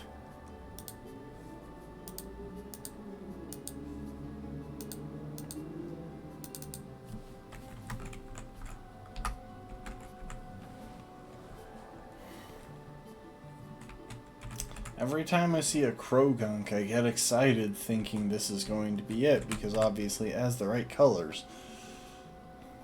So for a moment, my brain thinks that I've just gotten the Toxicroak that we need.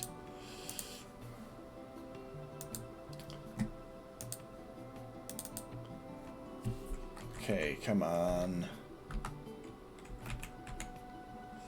And part of the trouble is, like, I don't want to just insert a Toxicroak the way I did Heracross, because we're really far into the run. And that feels like cheating at this point, because part of the justification for doing it with a Heracross... That sounds wrong. Part of the justification for hacking in my Heracross is that we were at a stage of the game where we could relatively easily reset if we missed the encounter. Here, not only is this arguably the least essential of our encounters,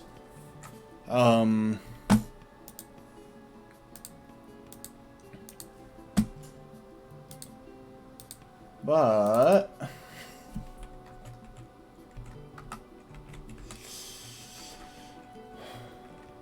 we wouldn't, if we missed this encounter, we definitely wouldn't reset at this stage of the game. The only thing that's causing us to reset here is if we actually lose.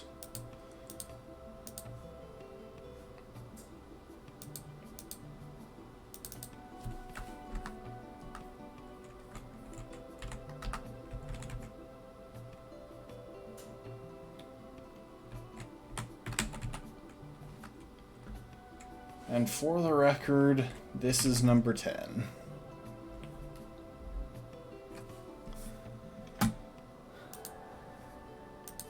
Okay, well, there's about half of March left in the dates that I'm checking. Anyone think we're gonna get it by the end of March? And y'all may be wondering why I couldn't just do this sort of thing with, hunting for Heracross. Well, unfortunately, the timer for honey trees is not connected to the general in-game clock that keeps track of the date and time. It actually starts its own separate timer, which runs until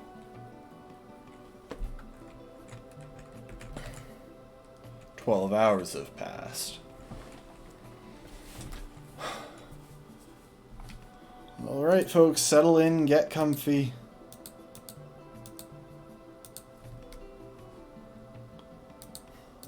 We might be here a while yet.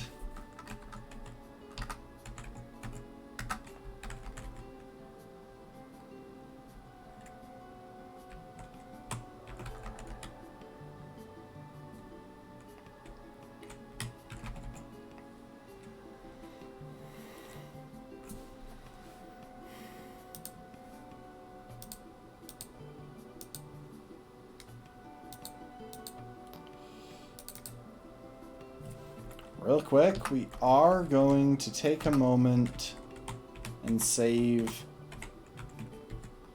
over here.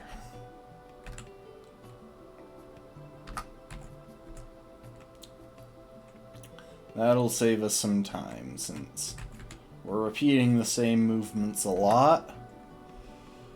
Anything we can do to speed it along is actually going to save meaningful time.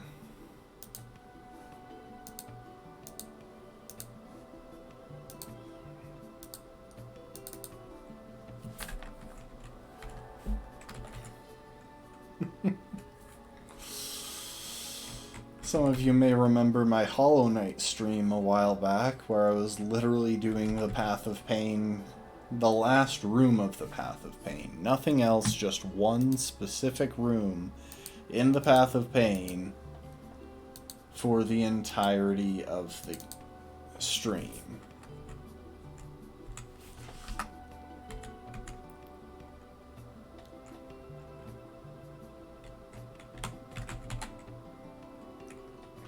We're so close to having only one.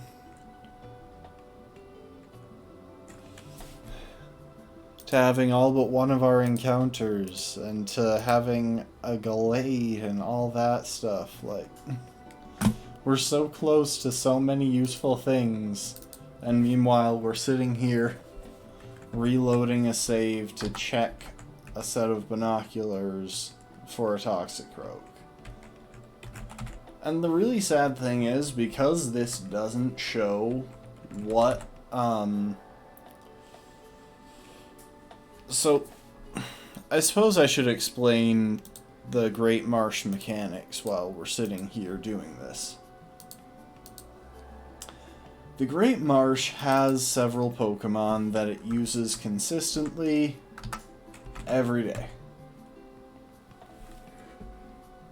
However, in addition to that, each area has one Pokemon, kind of one slot for a Pokemon that rotates in every day.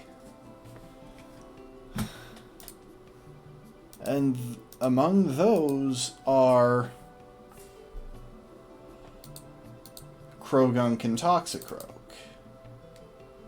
Those ones aren't in any of the sections every day. They just have a chance each day for them to be assigned to a specific section. And then in that section they've got a certain encounter rate, I think it's like 10% or something. The point of this being, since we're only seeing one Pokemon from each of these, it's entirely possible, in fact I would say it's almost certain, that a Toxicroak has rotated through at least one of these at some point while we've been doing this. Not even just, like, well, yeah, while we've been doing this. So yeah, the daily binocular Pokemon.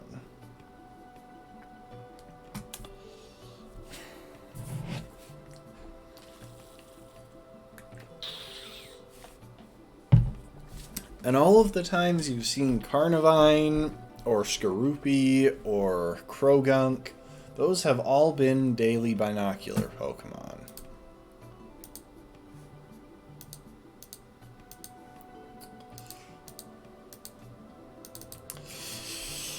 And yet here we are,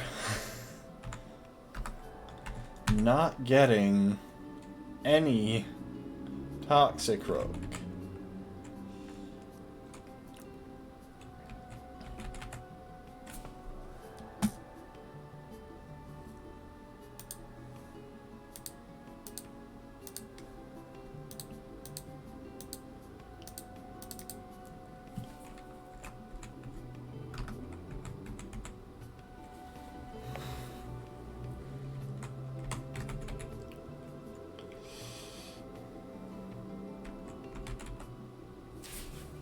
It would be really nice if the daily binocular Pokemon was actually forced to be the Pokemon that showed up in the binoculars, as opposed to it just having a chance to show up.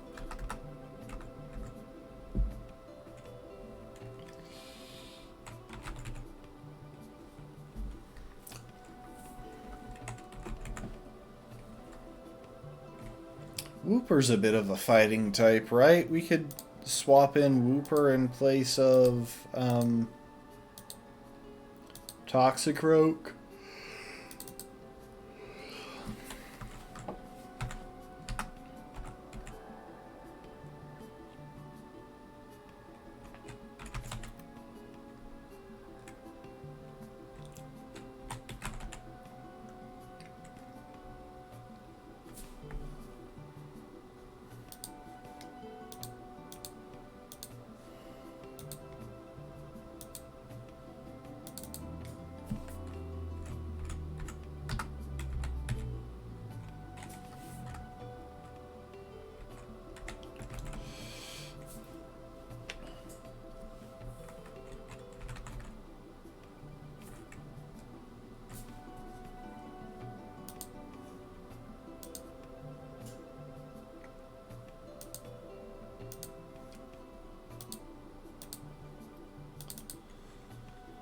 Come on.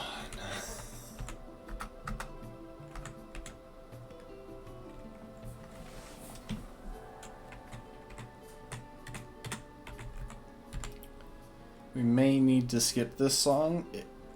Zora's Domain music from Ocarina of Time is just way too soothing, and it's actually making me tired.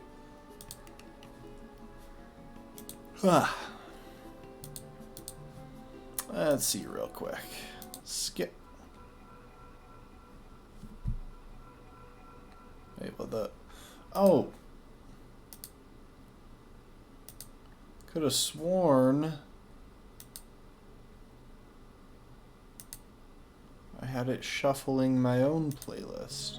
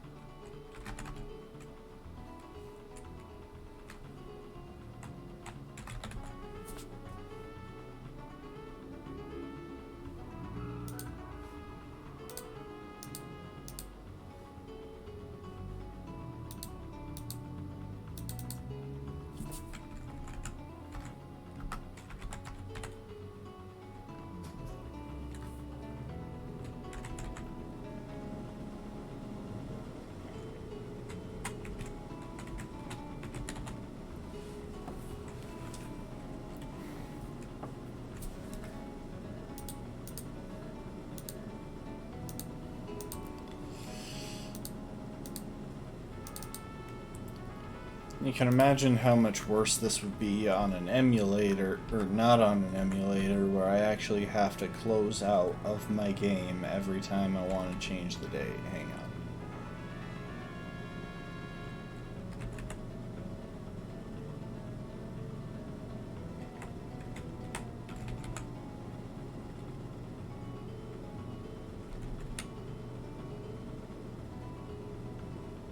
You know what? I'm just gonna sit here spamming on the binoculars for a minute, on the minuscule chance that it's going to pull up some bit of information that it hasn't already shown me.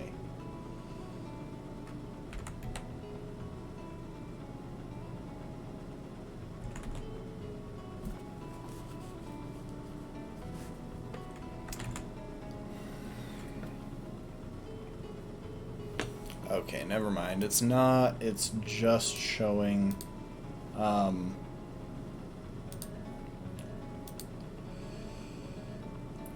it's showing different tiles, but it's showing the same Pokemon on each tile. So actually, we should be able to go ahead and spam for a moment on just one pair of binoculars.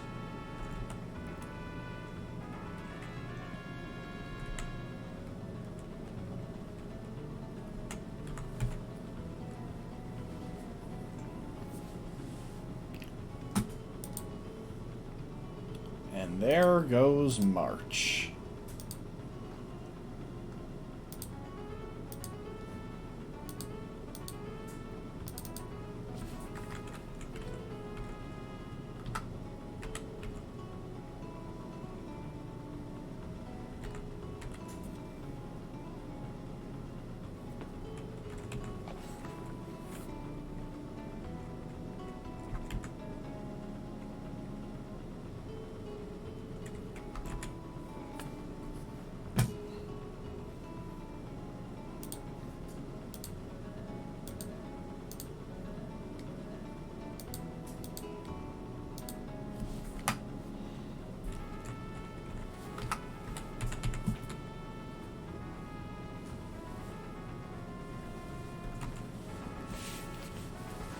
Put a blanket on. It's kind of chilly in here.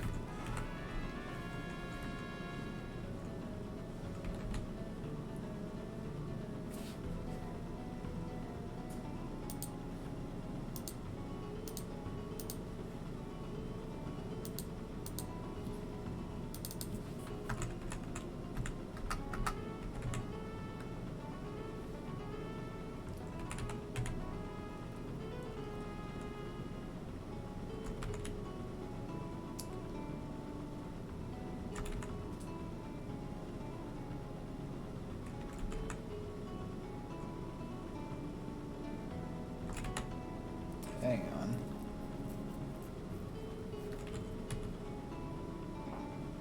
Okay, never mind. It is showing the same location sometimes with multiple different Pokemon.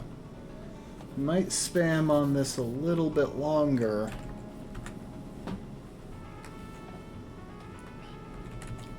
Just to be safe.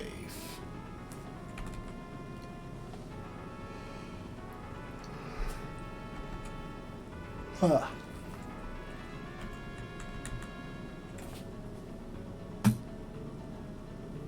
Okay, let's try another date.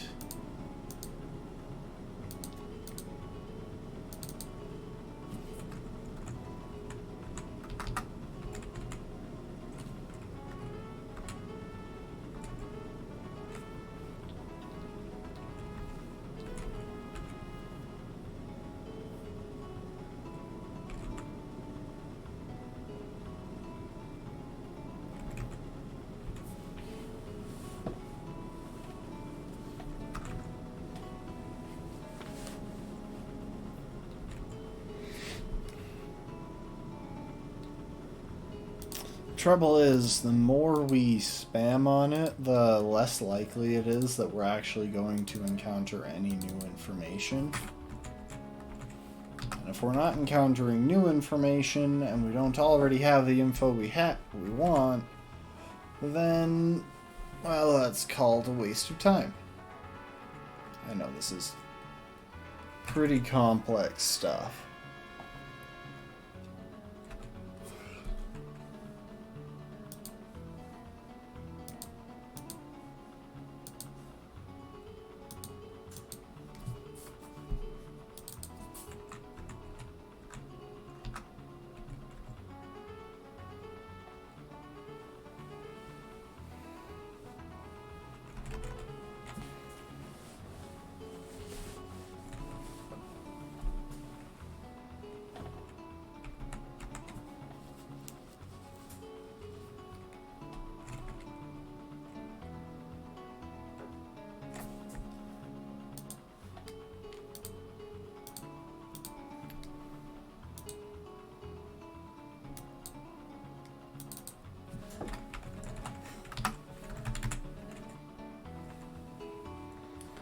Come on.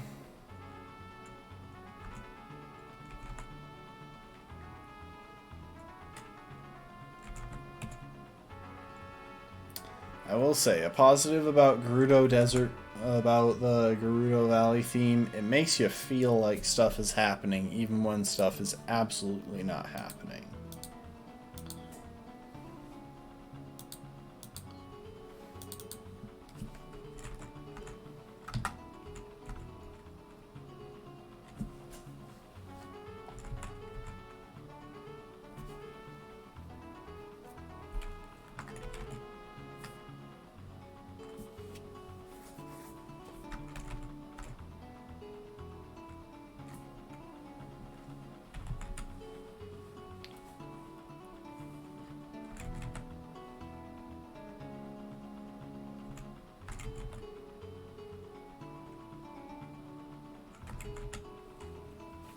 I get it, they're a Tangela. Could you please show me something else? Could you please show me the one specific thing that I'm here for?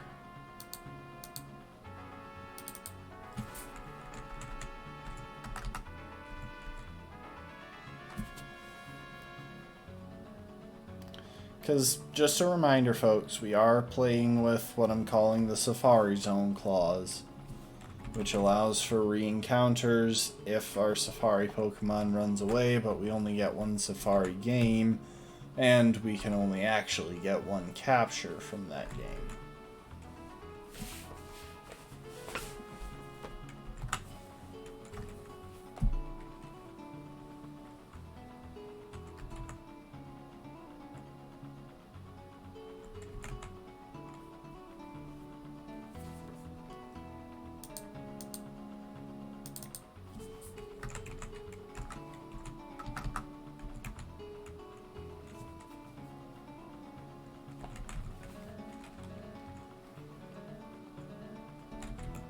Come on. I was expecting this to be like a really up and at 'em stream.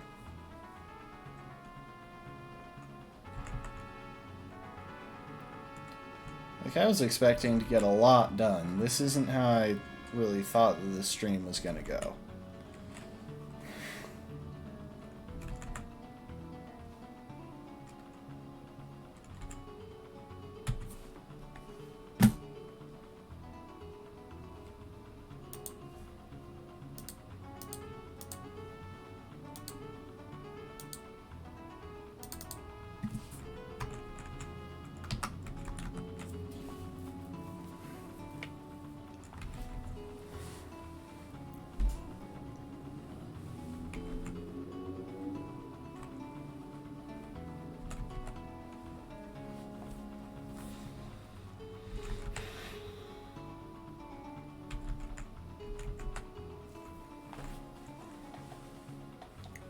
So, is everyone in chat having fun? Pretty sure if anyone is actually still around that y'all are asleep.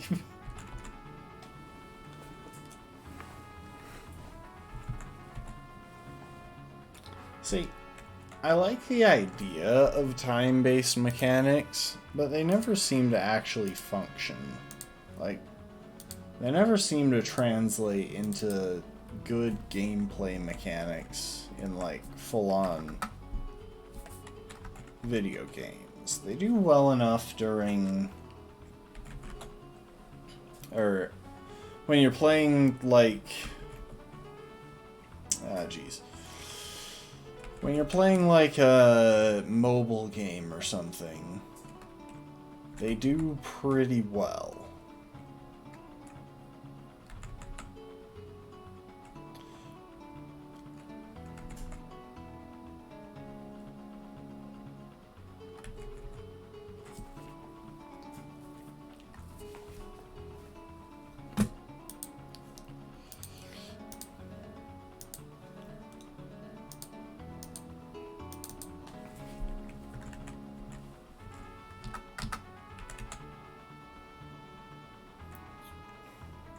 Y'all may find this a little bit weird, but there's a part of my brain that actually wants to go ahead and calculate when the optimal point time-wise would be to stop checking binoculars and jump to the next day.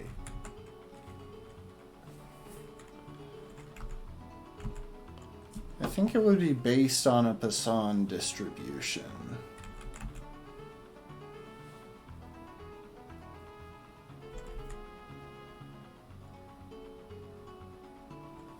A discrete one, not a continuous one. I could be wrong there, because the trouble would really be factoring in all of the different combinations of useless information that we can get when comparing it, and how that compares to the one useful piece of information.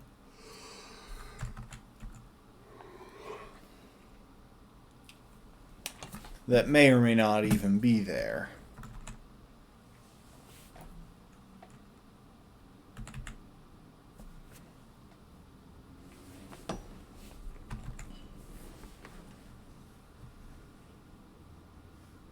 Hang on a sec, the music has stopped. Please tell me I haven't lost internet connection.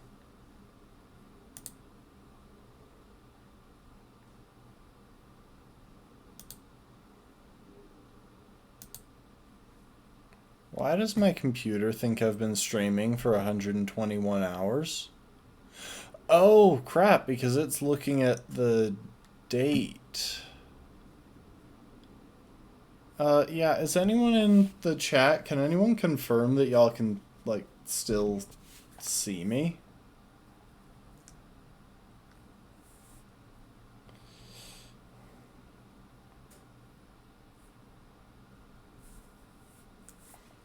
My phone still seems to think I'm live.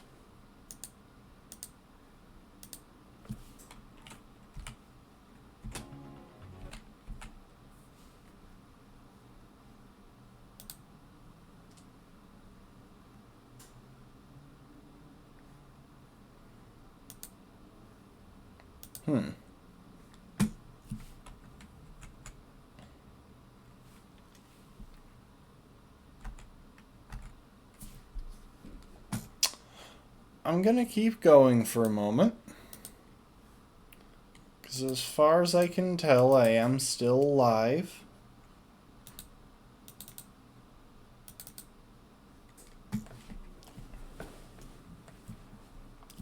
So it's probably still worth going with this.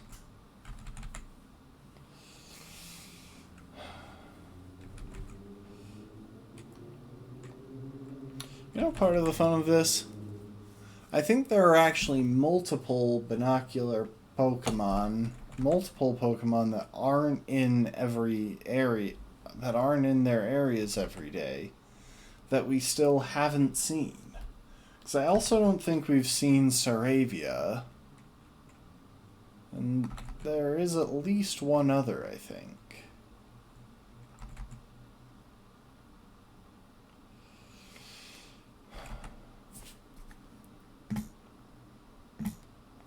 Okay, let's see if I can get the music back up and running now.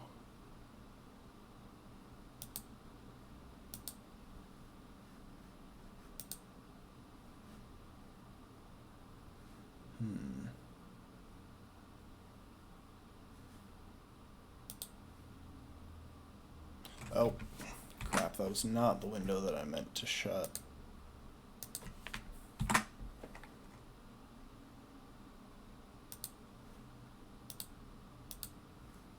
That window.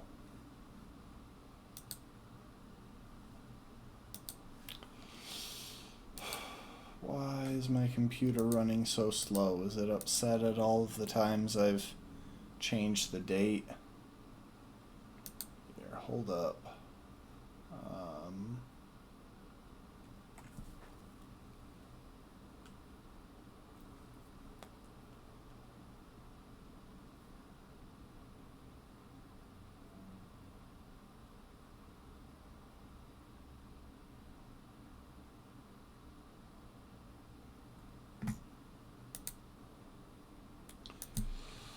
We're gonna cap it for a second at 180 FPS.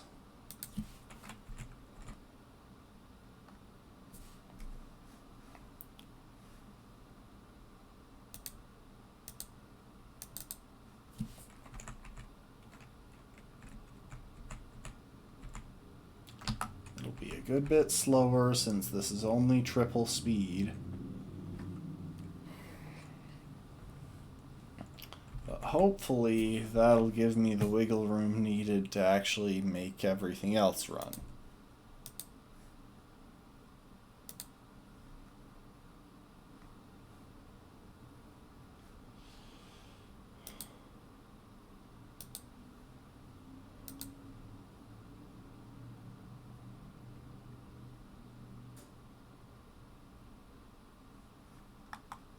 Oh my gosh, YouTube is actually freaking out because my date and time are ahead of what's actually possible.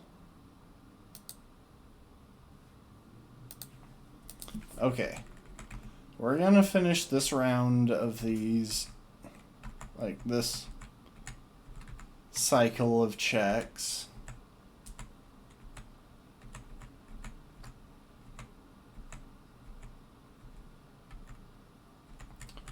And then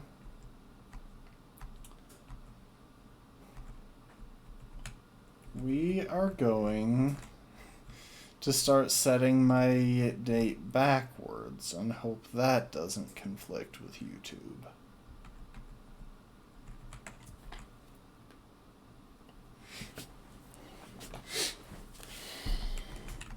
One more check. What's today's actual date? The 7th.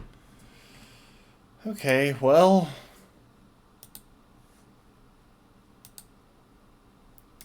let's jump to the 1st of January.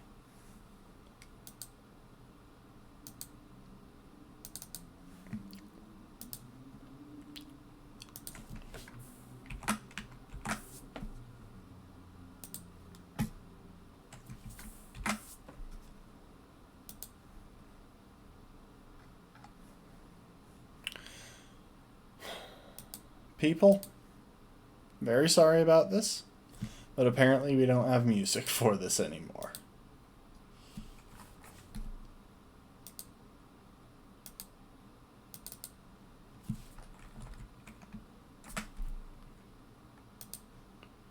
But if that's the case, I'm going to crank the speed back up to max.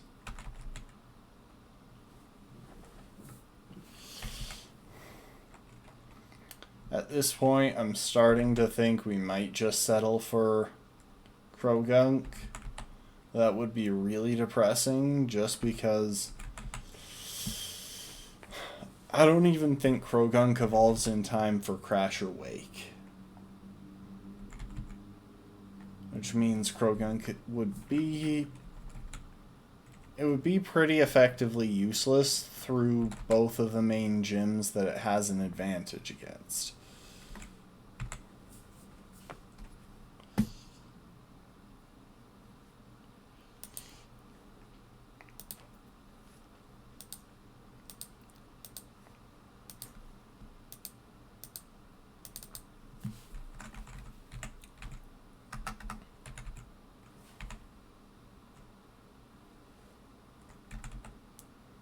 I hope it doesn't know how to figure out that I've traveled back in time.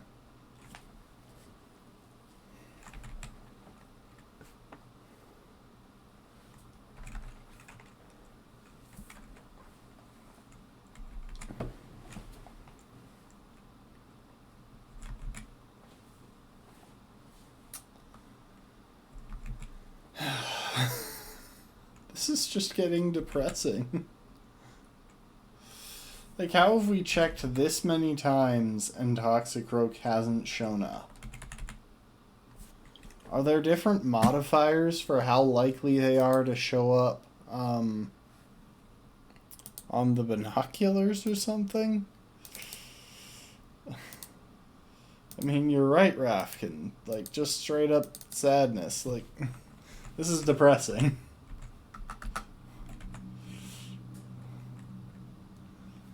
I know no one's allowed to actually have good luck while going through a Pokemon game, and if there was ever a time to have to get the good luck all out of the way, it's now. But the statistics on this are actually pretty wild.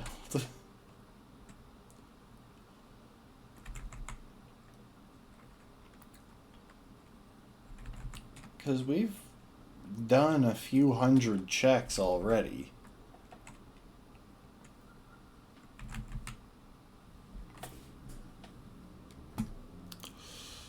Oh, I never actually updated the date. Well, all that last string of checks was completely useless.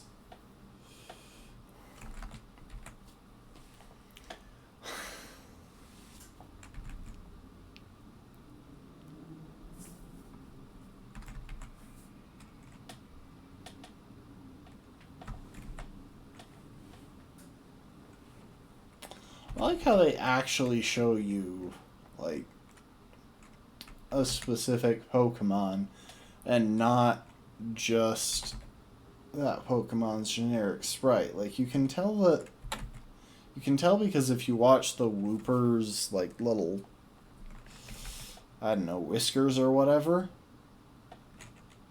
they sometimes have the whiskers that go on male Wooper, and sometimes they have the whiskers that go on female Wooper.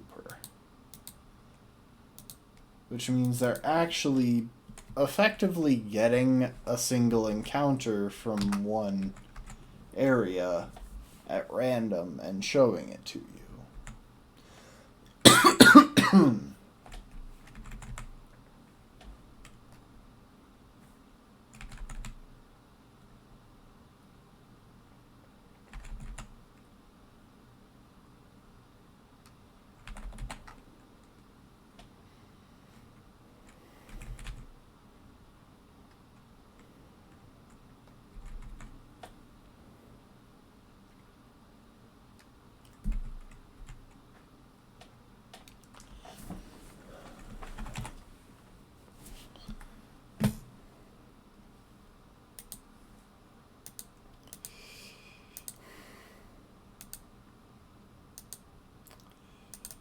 If anyone feels the need to go rather than watch this, I will understand.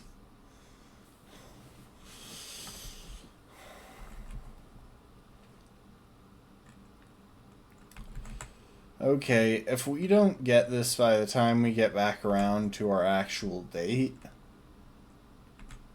then I'm just going to find a date that has a Krogunk.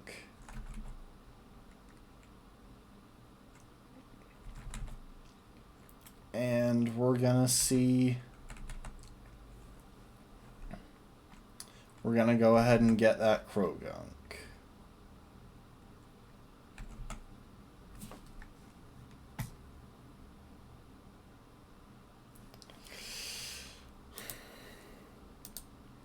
And we'll just have to accept that there's a reasonable chance that the Krogunk winds up effectively useless for the run, simply because we couldn't have it as a Toxicroak during the 2 best gyms for using it. I mean, there is still at least one scenario where we could make use of Toxicroak's moveset, because it does get access to Feint Attack, which is 100% accurate.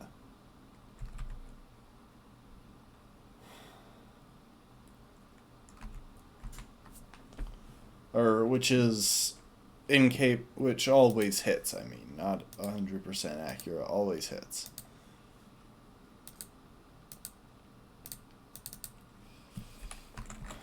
Which has potential into Candace's Frostlass.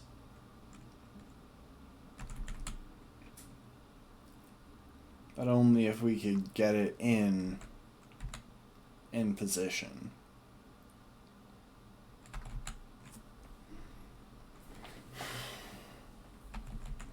Which would be tricky since, well, Toxicroak is not that bulky. Bulk is actually going to be an ongoing problem in this run.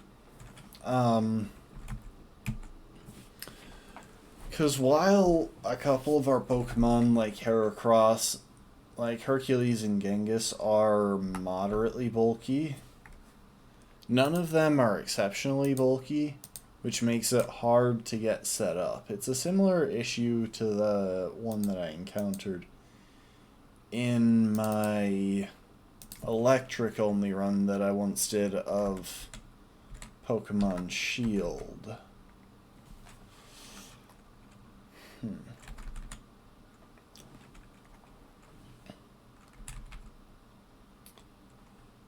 That was a challenging run. I pretty much spent the entire run getting carried by a Vikavolt since it had coverage to deal with ground types and ground type immunity, thanks to its ability.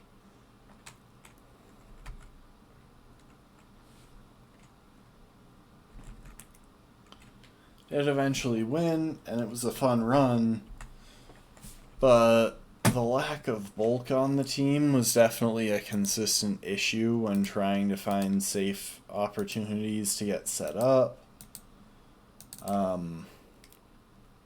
Or to pivot effectively.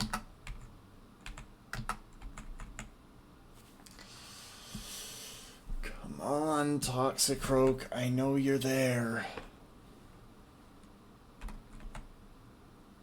I just need to see where. You need to reveal yourself.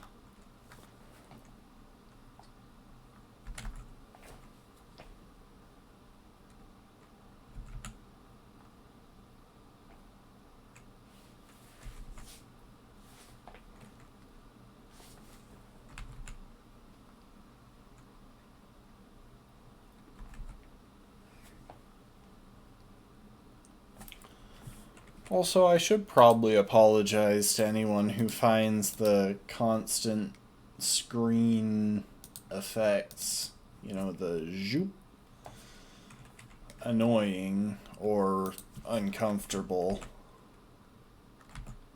It's just a matter of trying to do this as fast as possible.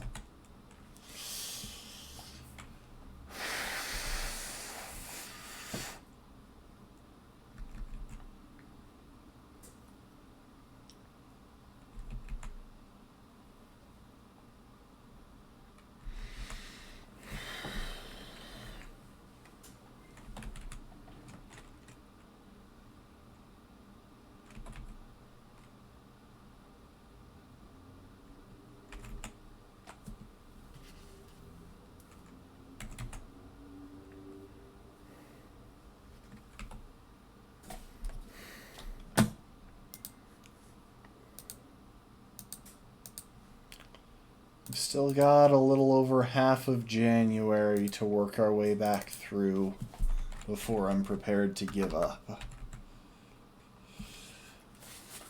Also, I'm taking my headphones off because, well, there's no music playing in them right now.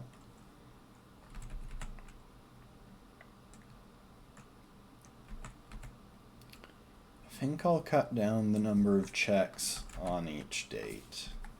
I've been doing 10. I'm gonna cut it down to 5.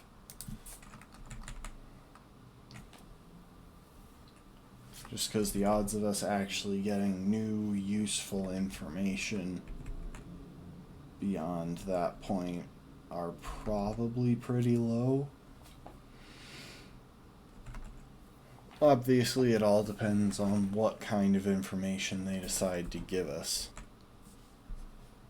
Oh, I never actually loaded the ROM with the new.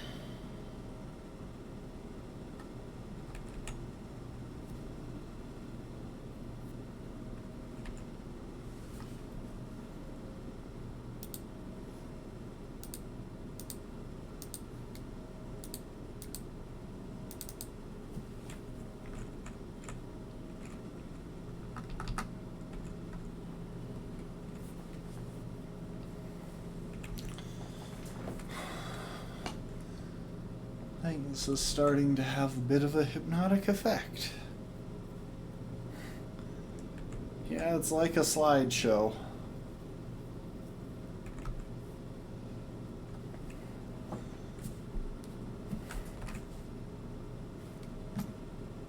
If the slideshow gave no information at all after a certain point.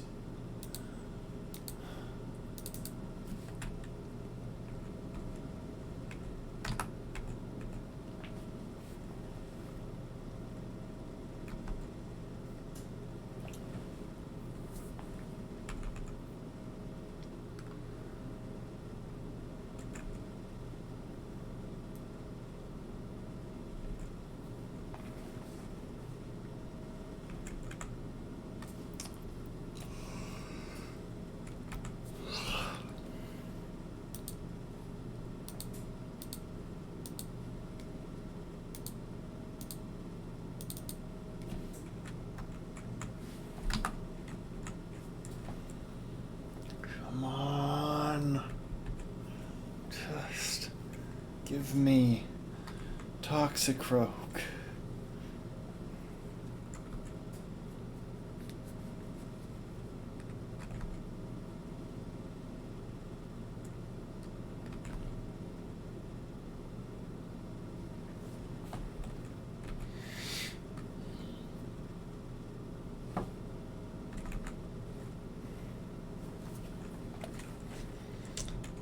See, the trouble is, part of the trouble is anyway, if this was like Pokemon Sword and Shield, I could actually just go online and look up a day where Toxicroak is in here, because in Sword and Shield with the wild area, they have specific conditions on tied to specific calendar dates.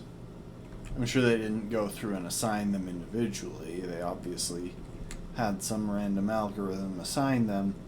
But like, if you go in to the wild area on the first day of March, it'll all be, I don't know, raining or something. And that'll give you all of the weather-based encounters for that particular weather, and so you can manipulate it that way.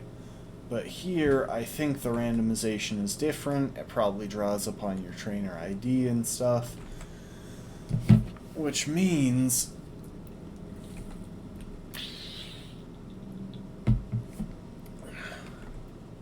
I can't even do that. Like,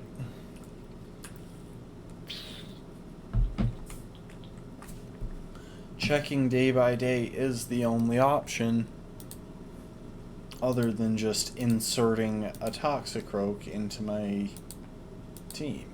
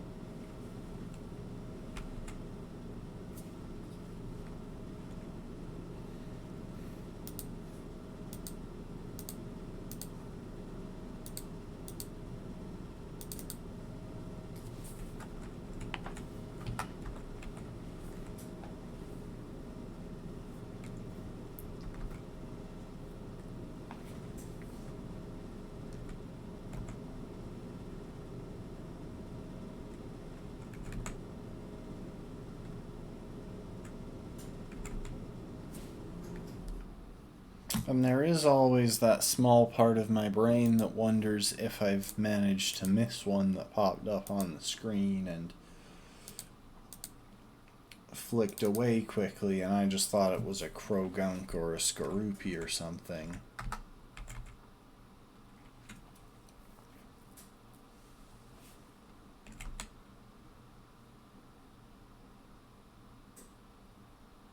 Guys, I just remembered something, and I'm going to be right back.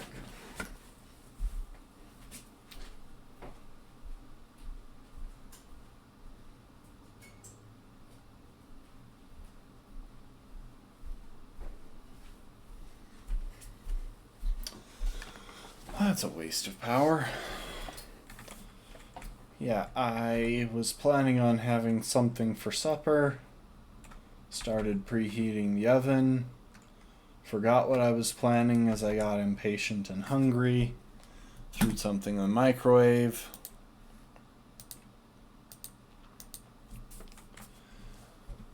And forgot to turn off the oven that was preheating.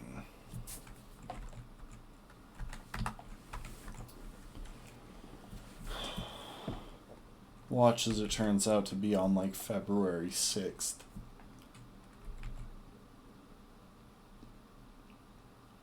Like, oh yeah, if you had done all of this yesterday, you would have already had a Toxicroak. You wouldn't have had to reset at all, even.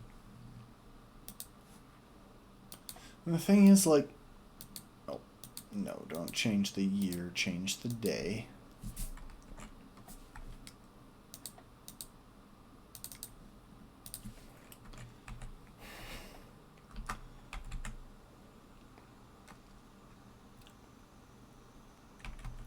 I don't even remember what the thing is. I was going to say something, but I've already lost that train of thought. Oh, I remember what the thing is. The thing is, it really feels like Krogunk is turning up every single day, which makes me think that there is some underlying rarity applied to how often a Pokemon actually happens to be the binocular Pokemon. Something that isn't mentioned on, like, Bulbapedia or Cerebi.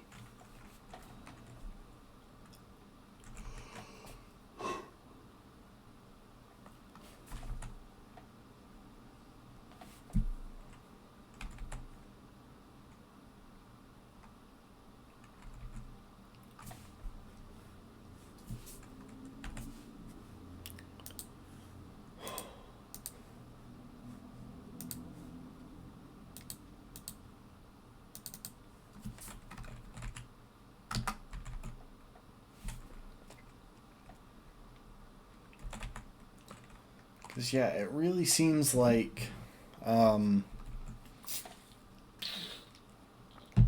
Krogunk is turning up somewhere every day.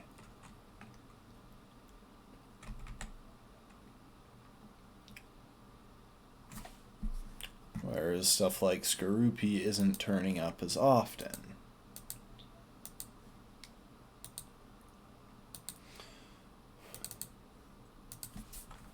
You know, Skorupi is probably my favorite bug poison type Pokemon. There are a good number of them. But Skorupi's got a really unique approach, and it's also very cute.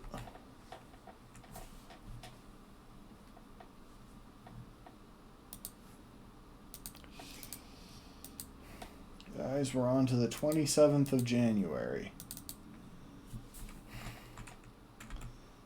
If this don't start working, we're gonna wind up with a Krogunk, and all of these hours will have been a waste.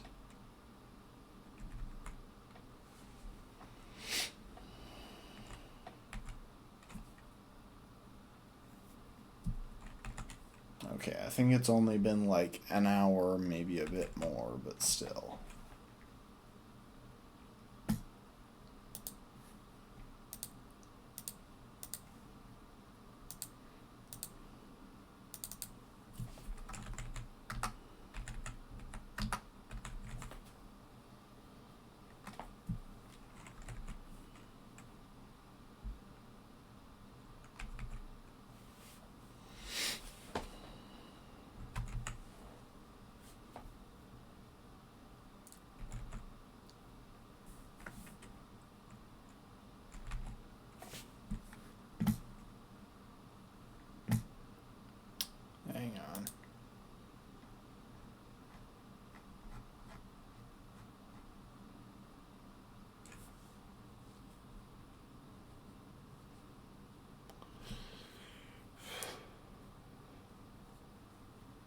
I haven't seen a single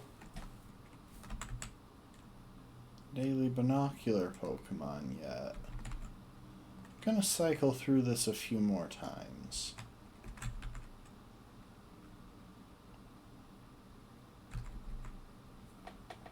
Oh, there was a Krogunk.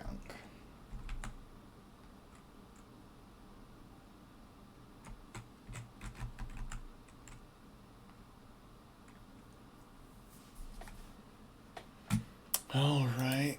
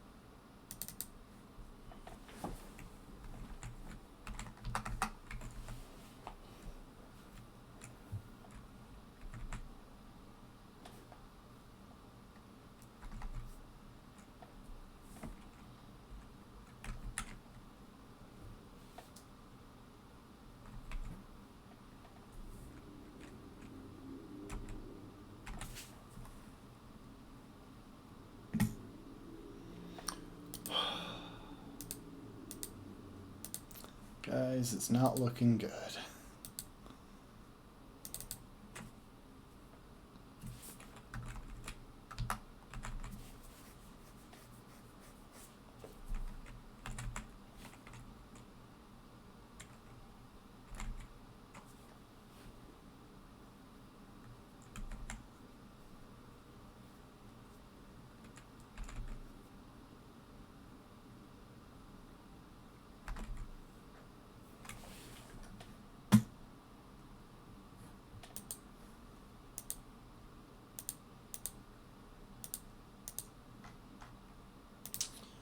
And we are now on back into February dates. So if we get back to today, which is the 7th,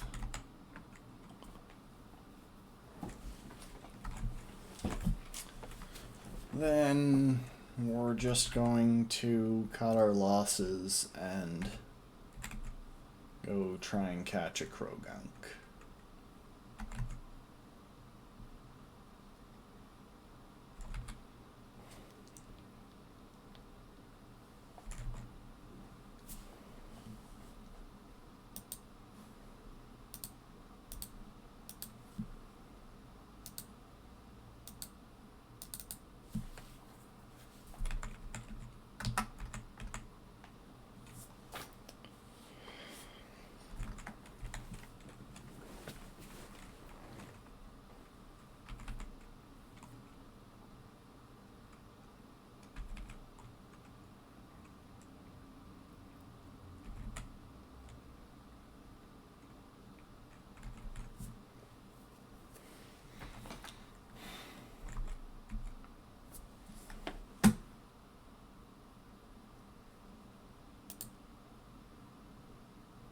Oh, oops.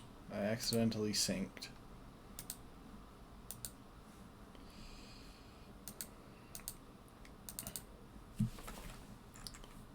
It's okay, though. I still have manual control, so I was able to immediately change it to the 3rd.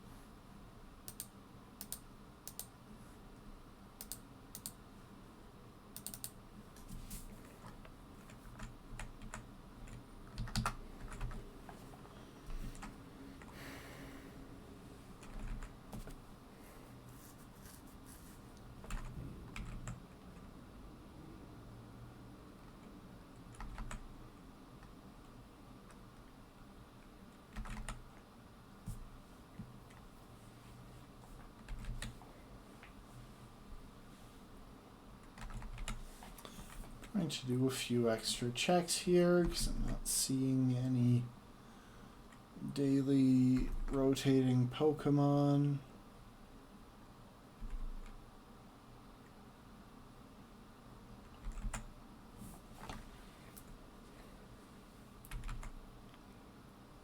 Oh, there's Carnivine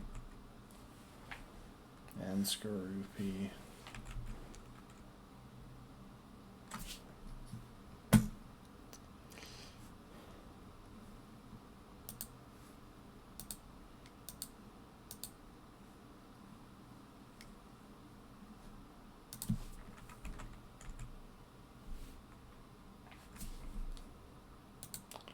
I forgot to reload the ROM.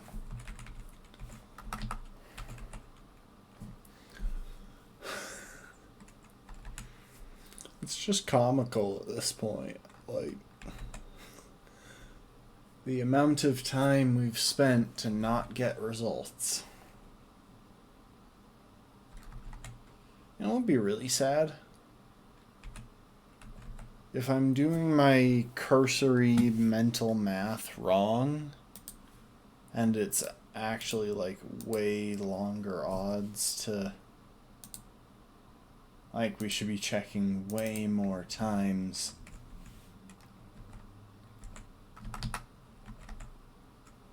Or it shouldn't be this surprising that it's taking this long.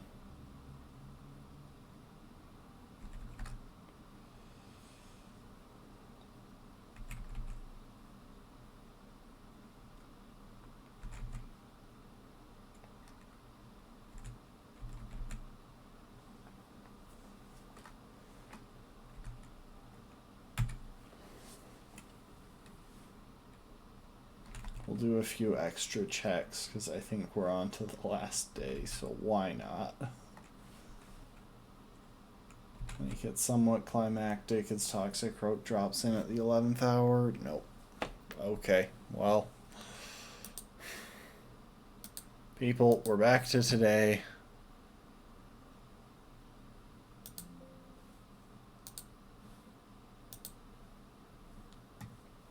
Turning the clock back to set automatically.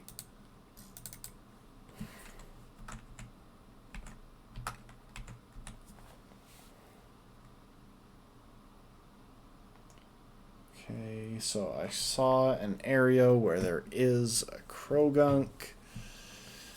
We just have to go out and find that area now.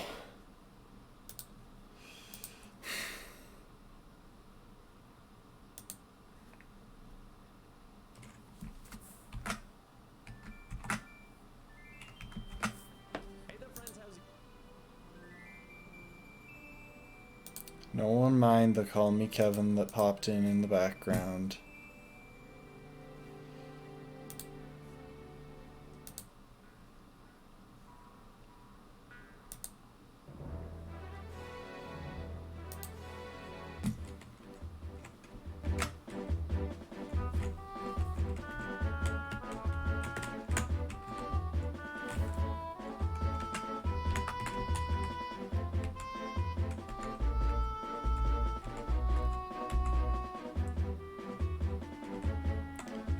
I'm guessing that it's somewhere on the left-hand side.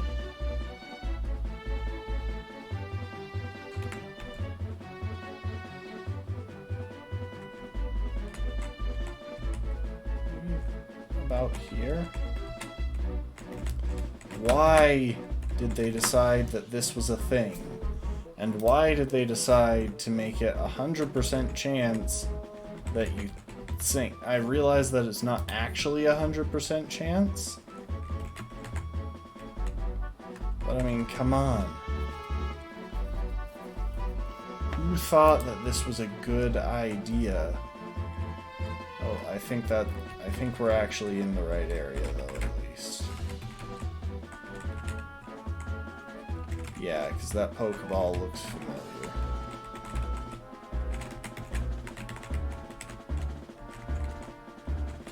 And the only way, to be clear, I can't get out of this by just holding one direction.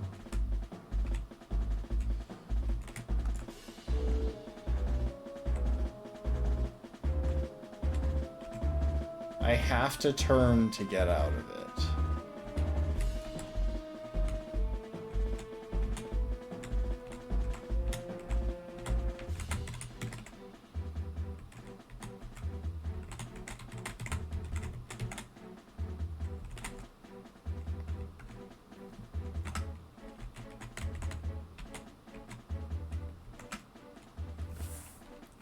Oh, sorry. I didn't realize that I had accidentally clicked off of the gameplay. My bad.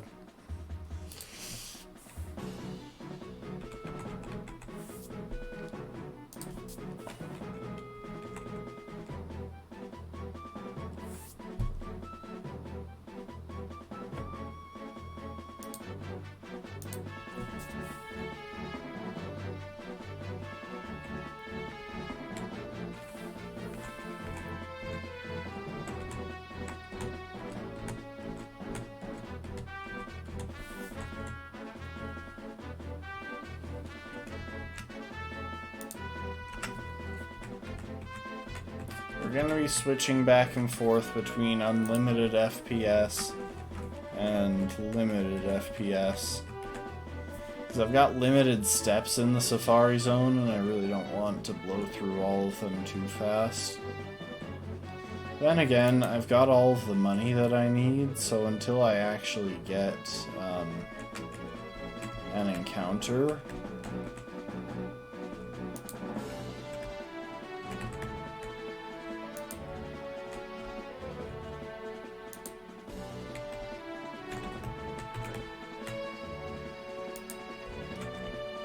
there's very little reason not to spend the steps.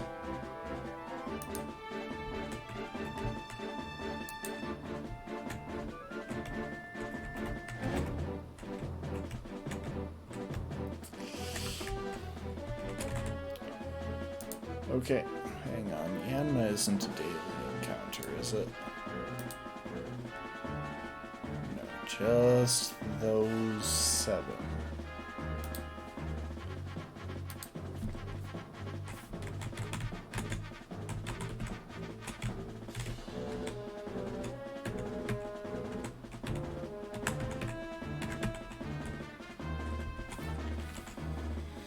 You know what, with how this is going, I am actually going to try to collect items in the Safari Zone, just to see what we run across, and who knows, maybe our luck will decide to take a massive turn and just let us find a Toxicroak, despite the fact that we couldn't find one in the binoculars. Okay, that's a yellow shard, we don't need that.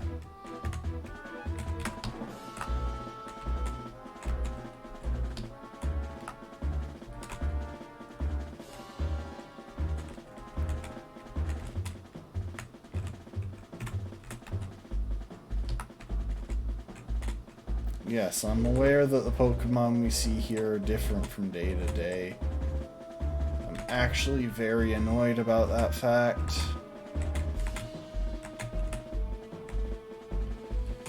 Okay, well, definitely not in this area since there seem to be Skorupi here, which means that's the rotating encounter.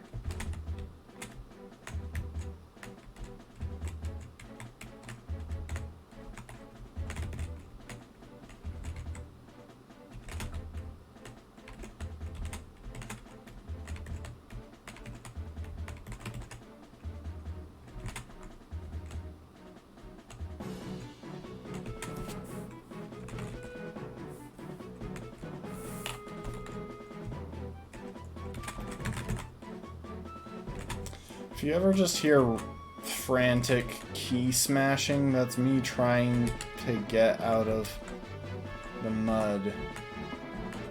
I'm losing my patience with this stupid game mechanic. Okay, it's a green shard.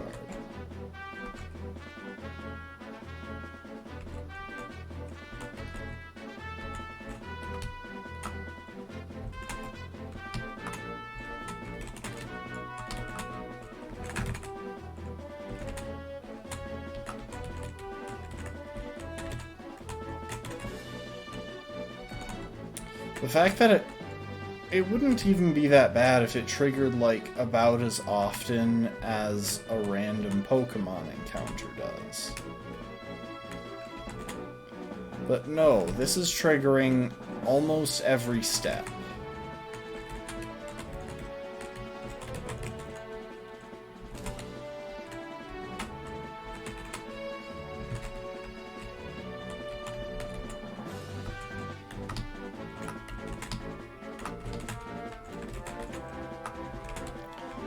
Okay, that's the daily encounter for this area.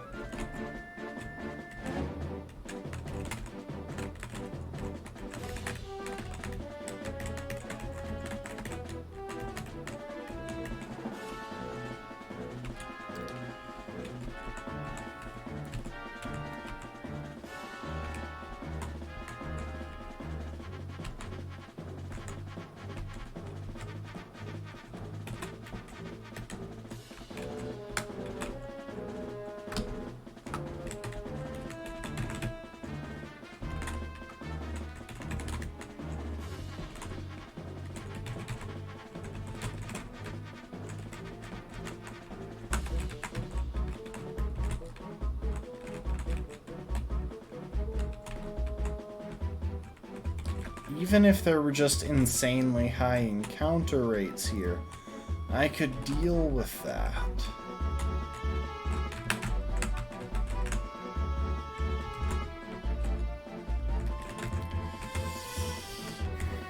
But no, it's actually that I'm getting stuck in mud, which offers no benefit or experience in gameplay other than just not being able to actually make progress.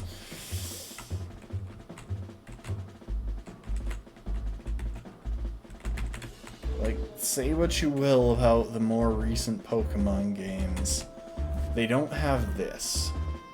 Oh, I just realized how absurdly loud the music was for y'all. I'm sorry.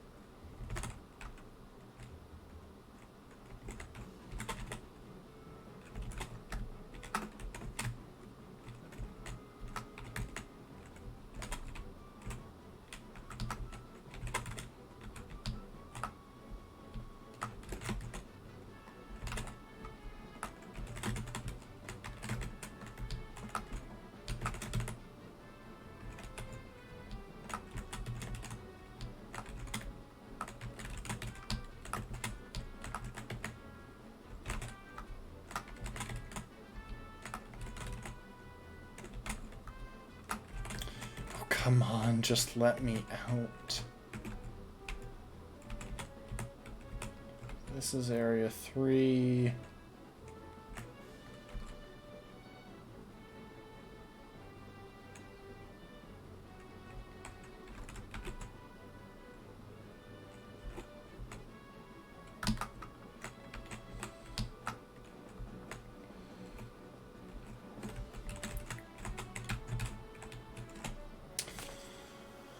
Okay, we got a Krogunk encounter. Now, just to throw balls at it. Of course, there is always the chance it runs. We're playing with Safari Clause. If it runs, we can keep attempting encounters in this Safari game only, and it doesn't matter because we caught it. Finally. Krogunk. I hope you like being named after one of the most infamous killers of all time.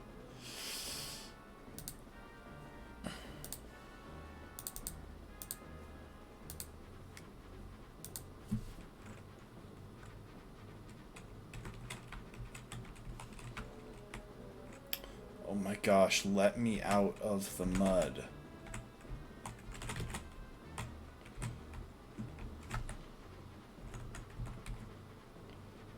take me back to the front.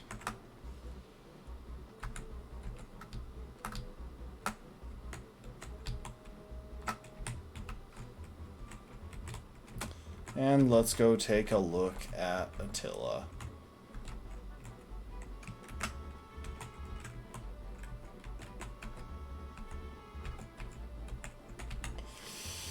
Alright, what's your deal, Attila? Quirky nature, I don't know what that does. We got dry skin, at least. I don't know if even that will be able to make Attila usable. Okay, Attila evolves at the level cap for the water-type gym, I believe, if I'm remembering the level cap correctly.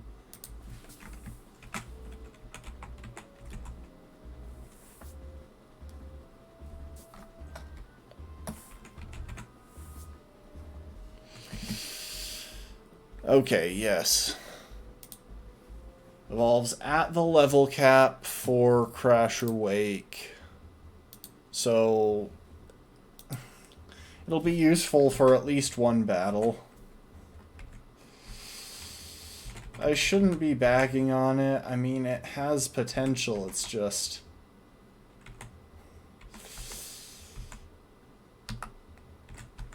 it could have been useful for a while there.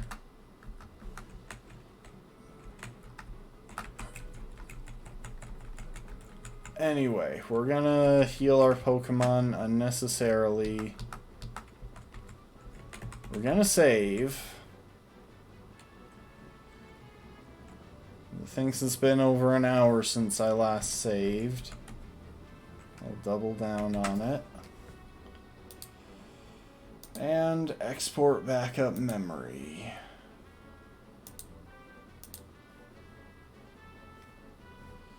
I should probably stop closing PK Hex.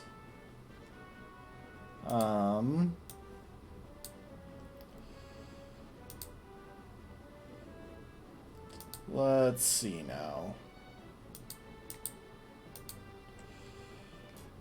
Toxicroak. Okay, it's a neutral nature. Power Electric is usable.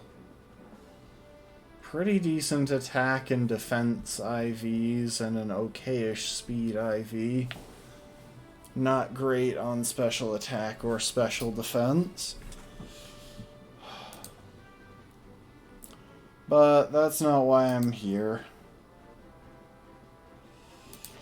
I'm here because there is one more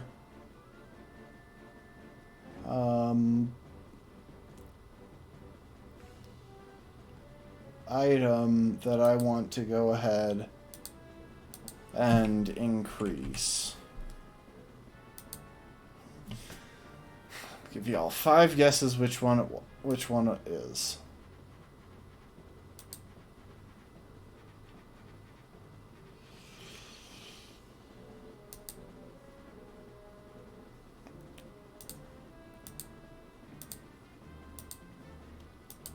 Save, done. Import. Yeah, blah, blah, blah.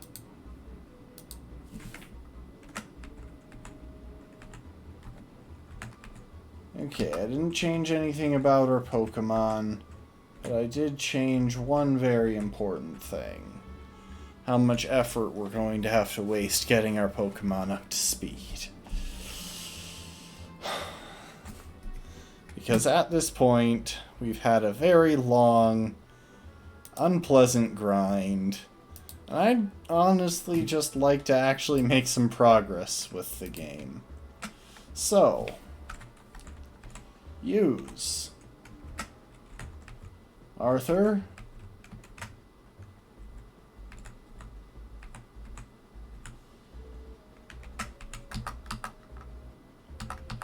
We're gonna hold off on having you evolve for a sec.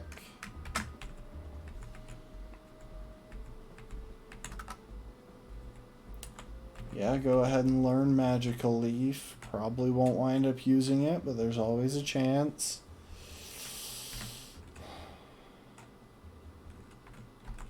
Drop double team. Oh, I didn't mean to let that happen, but you know what? Who cares?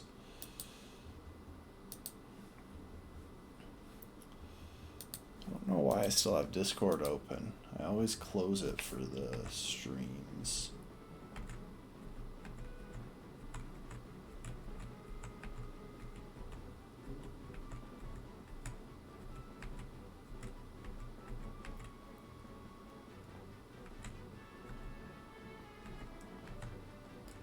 Yeah, go ahead and learn Calm Mind in place of, I guess, Teleport. Okay, where's that Dawnstone?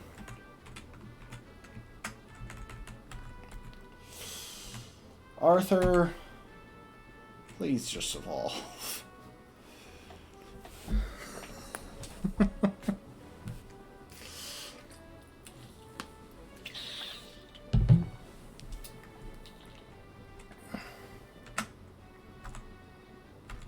Arthur is learning Sword Stance. Yeah, let's go for it. And you know what? We'll actually replace Calm Mind immediately.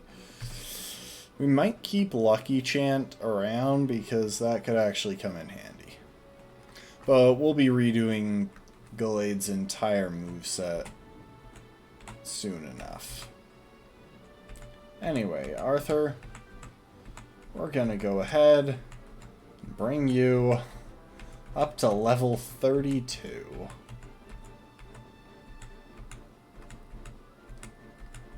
We'll worry about... Oh, hey, you're learning Psycho Cut. This is a great time to do so.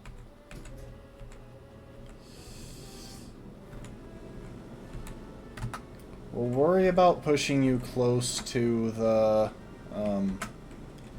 level cap in a bit, but for now...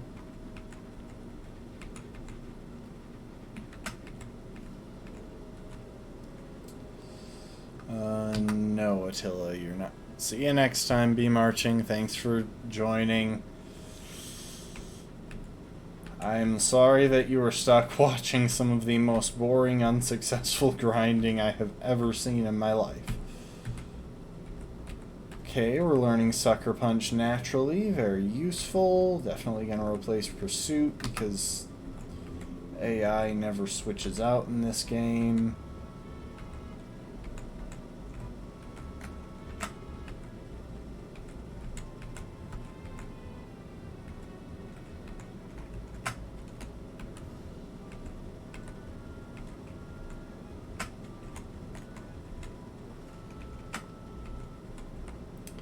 And we're going to start leveling up Sun Tzu.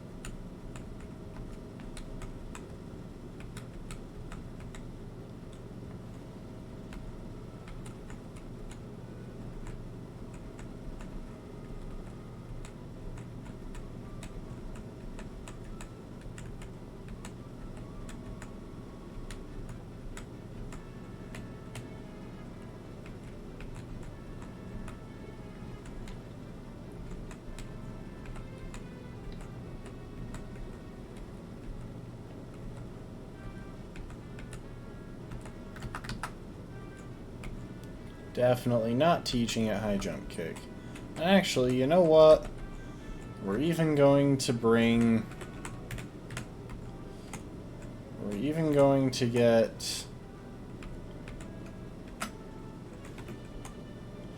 I think I may have bound Z as my, left trigger. We'll even put Alexander on the team for a moment. to bring him up to level 32 as well. We're playing the long game with Alexander. We gotta keep him from evolving until the time is actually here.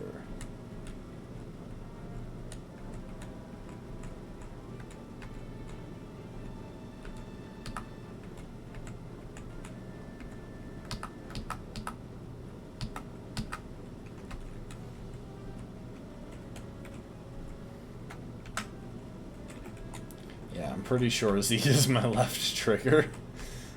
I should rebind that. Anyway.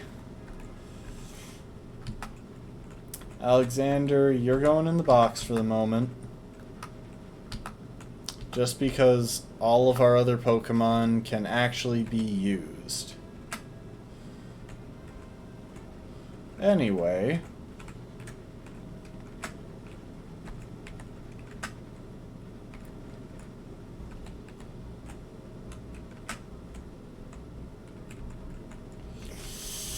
We're just gonna start spamming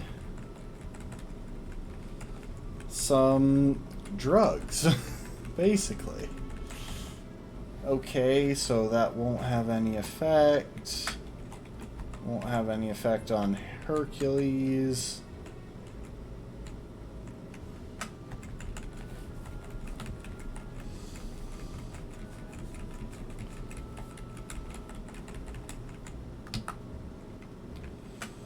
I need to double check how many IVs these things give. Because I feel like it's running out of effect way faster than it should be.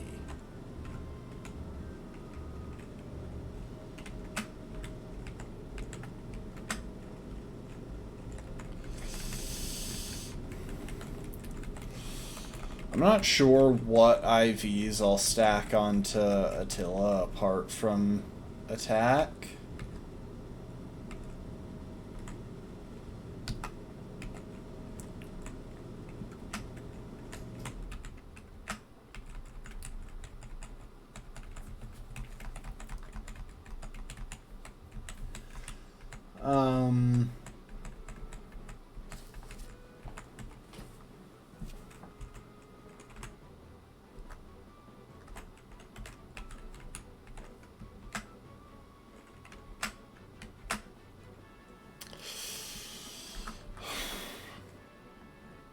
Once again, it thinks that it's saving like an hour worth of gameplay because, quite frankly, my computer is actually quite fast.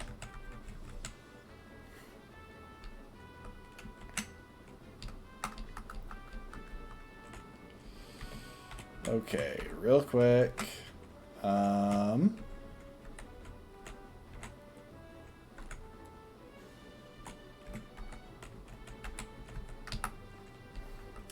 Yeah, my computer is very fast.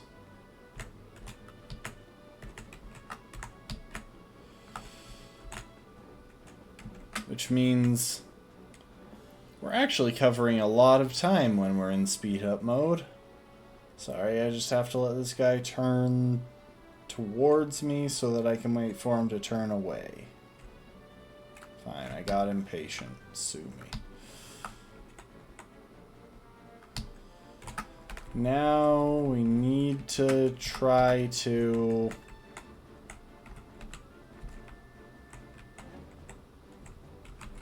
carefully navigate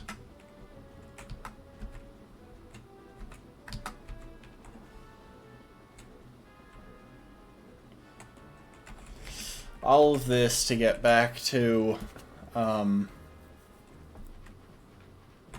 the move tutor over here.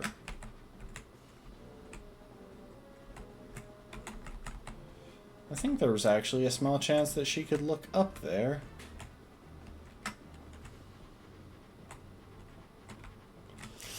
This move tutor, though, is like 90% of the reason that I chose this over Diamond and Pearl and Platinum.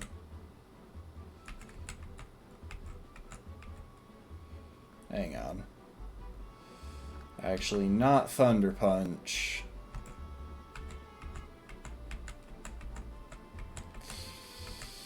We are now going to drop Rock Tomb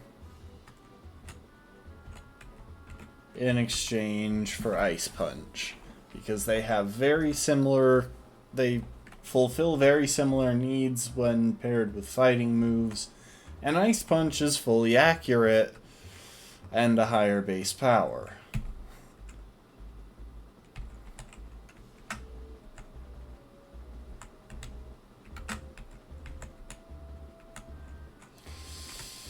Let's see what Arthur can learn.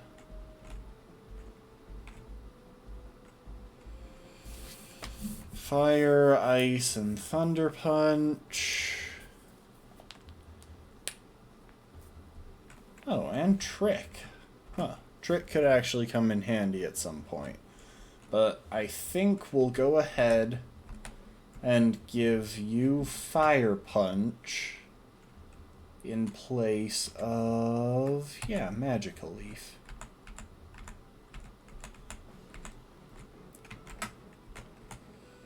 And I don't really want to teach too many moves to Sun Tzu, but we'll go ahead and give Sun Tzu Thunder Punch. It may come up, because we don't really want to use her at the moment, but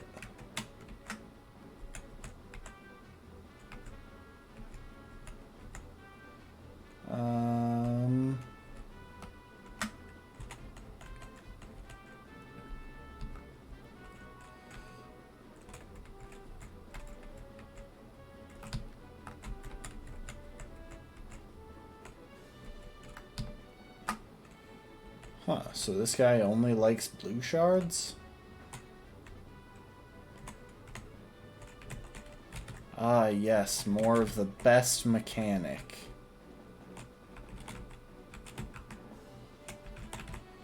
Don't you just love that feature of the game where it keeps you from actually playing the game because you're stuck in mud? Okay, let's pick up some experience.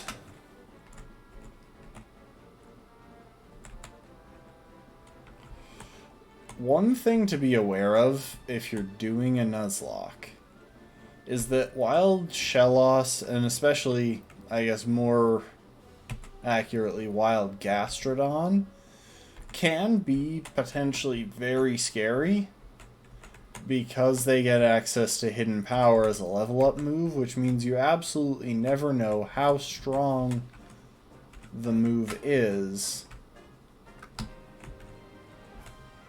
And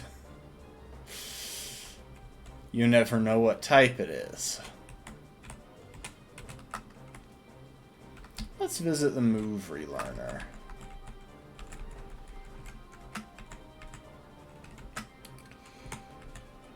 Can Arthur relearn anything? Leaf Blade, Night Slash. Heck yeah.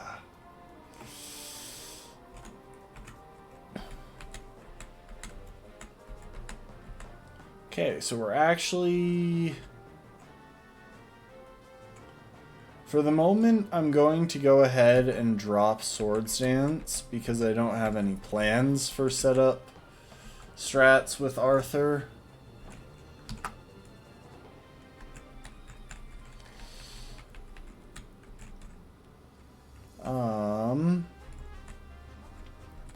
Anything useful that Attila can learn?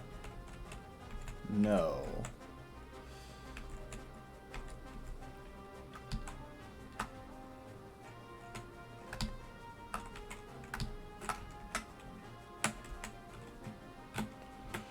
Okay, and now it's time to make our way back to Veilstone.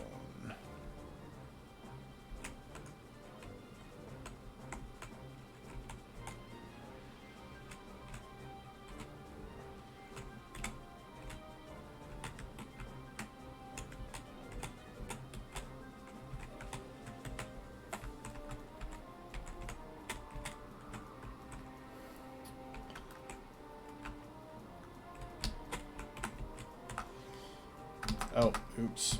Didn't mean to go there.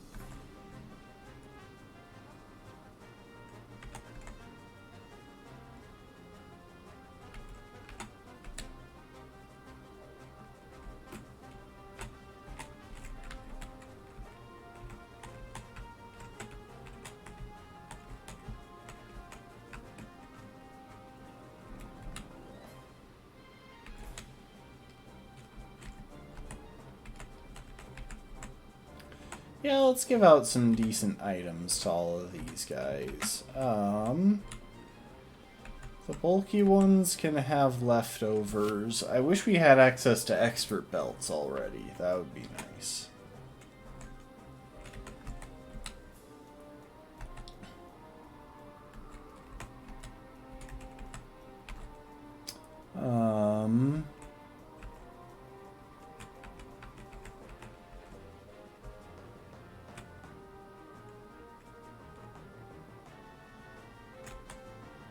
And the less bulky ones can have berries. I guess we'll just go with citrus.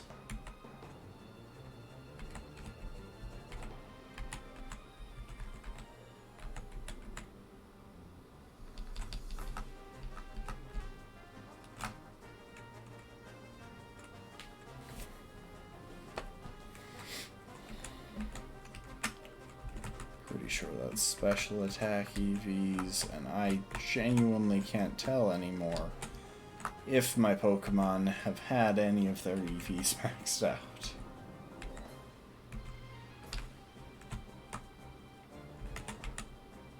I guess I could have actually attacked that Zubat. I probably outspeed with the level advantage. Run.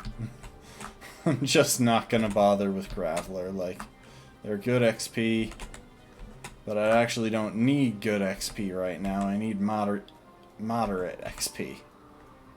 Oh, that's moderate enough.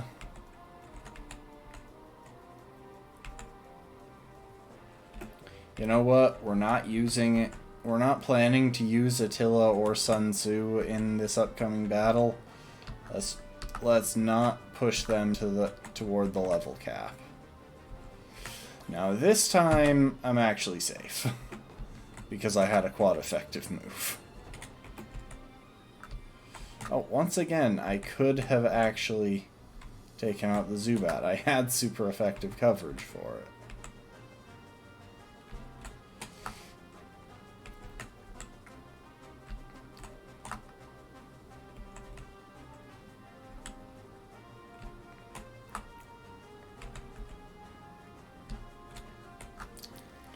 We are, at the very least, going to do a gym battle today.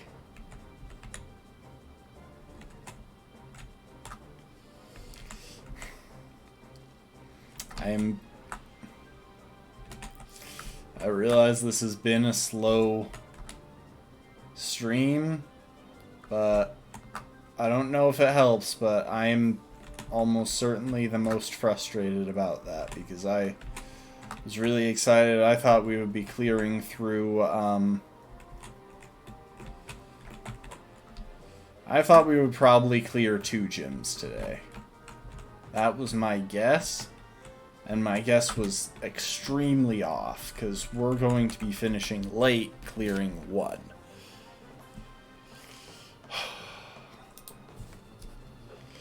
Okay. Now let's talk strategy. Oh, there's one more thing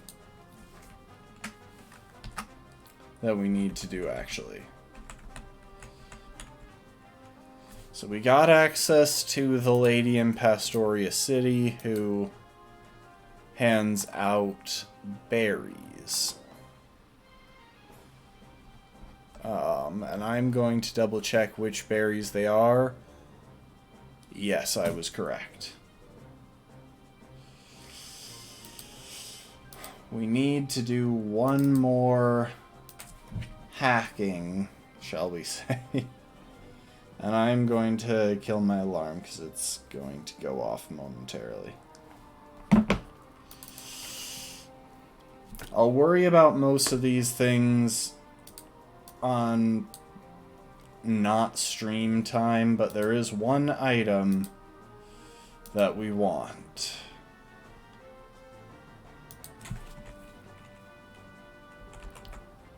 Koba berry. See, the Koba berry...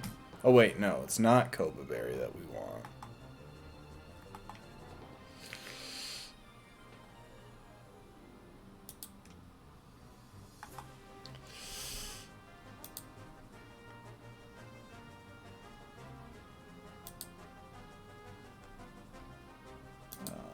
Berries. It's not Koba berry that we want, it's Pitaya? Payapa, that's almost certainly it. Payapa. Psychic, yes.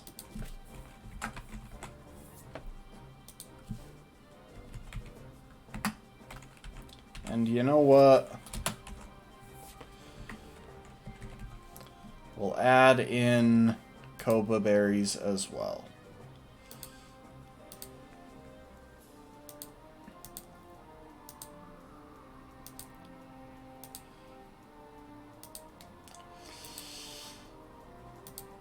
Last time. This should be the last time this stream that we have to reload this save.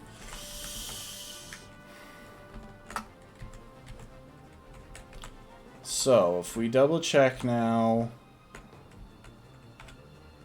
Payapa. We're going to give a Payapa berry to Hercules. So now, if we check Hercules' stats, he's carrying Brick Break, Sword Stance, Substitute, and Aerial Ace. That is exactly what we want on him for this battle. Because this is going to be a straight up sweep. We are going to open with a Substitute, set up a Sword Stance, if possible set maintain or Substitute. But that's not really the important part. We just need the Substitute to take 2 hits rather than 1 to give us a safe turn to set up Sword Stance. Once we have that, we can literally sweep. So, everyone else in the party is literally just backup. Arthur and Genghis have a decent chance of taking on the Lucario. And we're praying that we don't have to send in Sun Tzu or Attila. If we're absolutely desperate for a sacrifice, then unfortunately it does have to be Attila. Okay, and we've already cleared all of the trainers in here.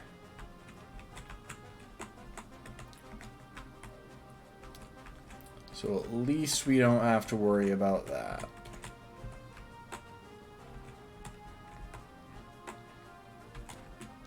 Okay, knock those over.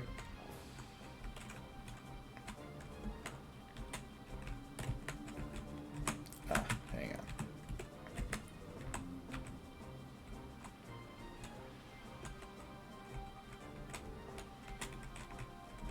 Oh, wait, I went the wrong way. I have no idea if I even need to knock those over, actually. Wait, yes I do. And I know why. This way. This way. This way. That allows us to get behind this guy, so we can push him forward. Clear this. And then we go around here.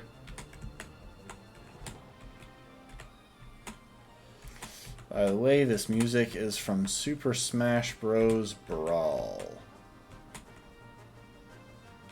Ah, and that's how you get out. Okay. Or is it? I'm not sure. Oh, wait. Yes, it is. You just go this way. But yeah.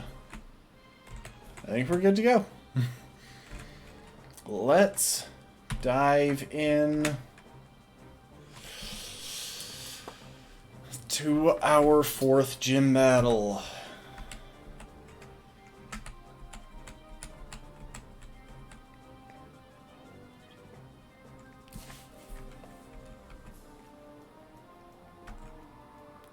So she opens up with a Medicham.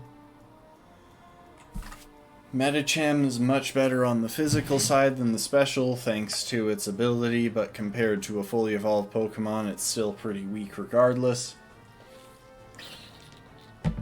And it's extremely frail. Anyway, we are depending on its special weakness, paired with our Piapa Berry. Oh, I didn't actually level close to the level cap.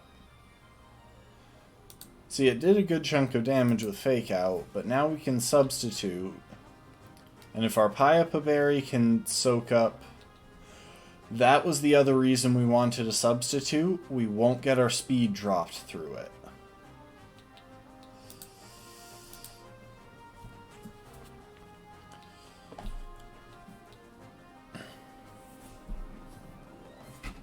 And of course, they hit 2 Rock Tombs in a row because this is the AI, not us. Substitute fades? It does. Doesn't matter. We've got our Sword Stance. I'm pretty sure we've already won this. Aerial Ace to clear this. Yeah, literally the entire point of these first 2 Pokemon on Maylene's team is to try and make sure that you have... that you've taken a hit to your speed. Not your health, but your speed when Lucario comes out. Because the best way to deal with Lucario is literally just kill. Go fast, kill quickly. If you outspeed Lucario, you can probably KO. And we got a level in between. Nice. In our case, if we outspeed Lucario, we can definitely KO. This is the end. Goodbye. I've got a lot of speed EVs on my Hercules.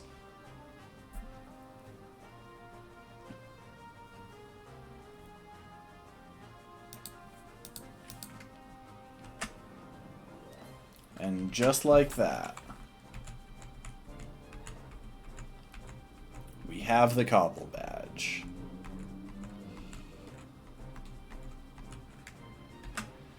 And the ability to use Fly out of battle, but we don't have the HM for Fly yet. We do actually have a Pokemon who I believe will be able to be a Fly user. I couldn't say for certain, but I think so. I think that if we evolve Togepi into Togetic, it will be able to learn Fly, but I could be wrong. Anyway, I'm going to save a couple of times just to be sure that it's actually happened.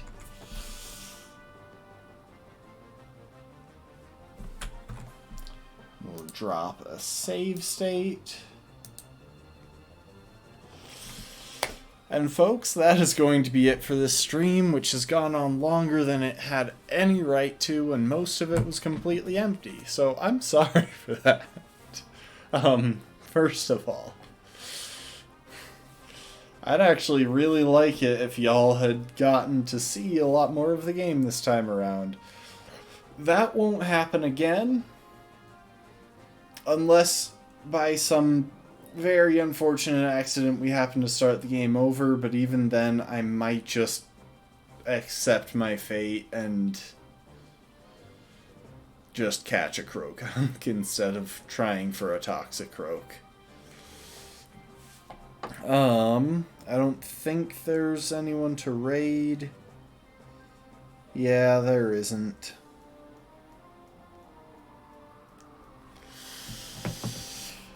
And I think that's it. We're gonna call it there. We'll come back next time.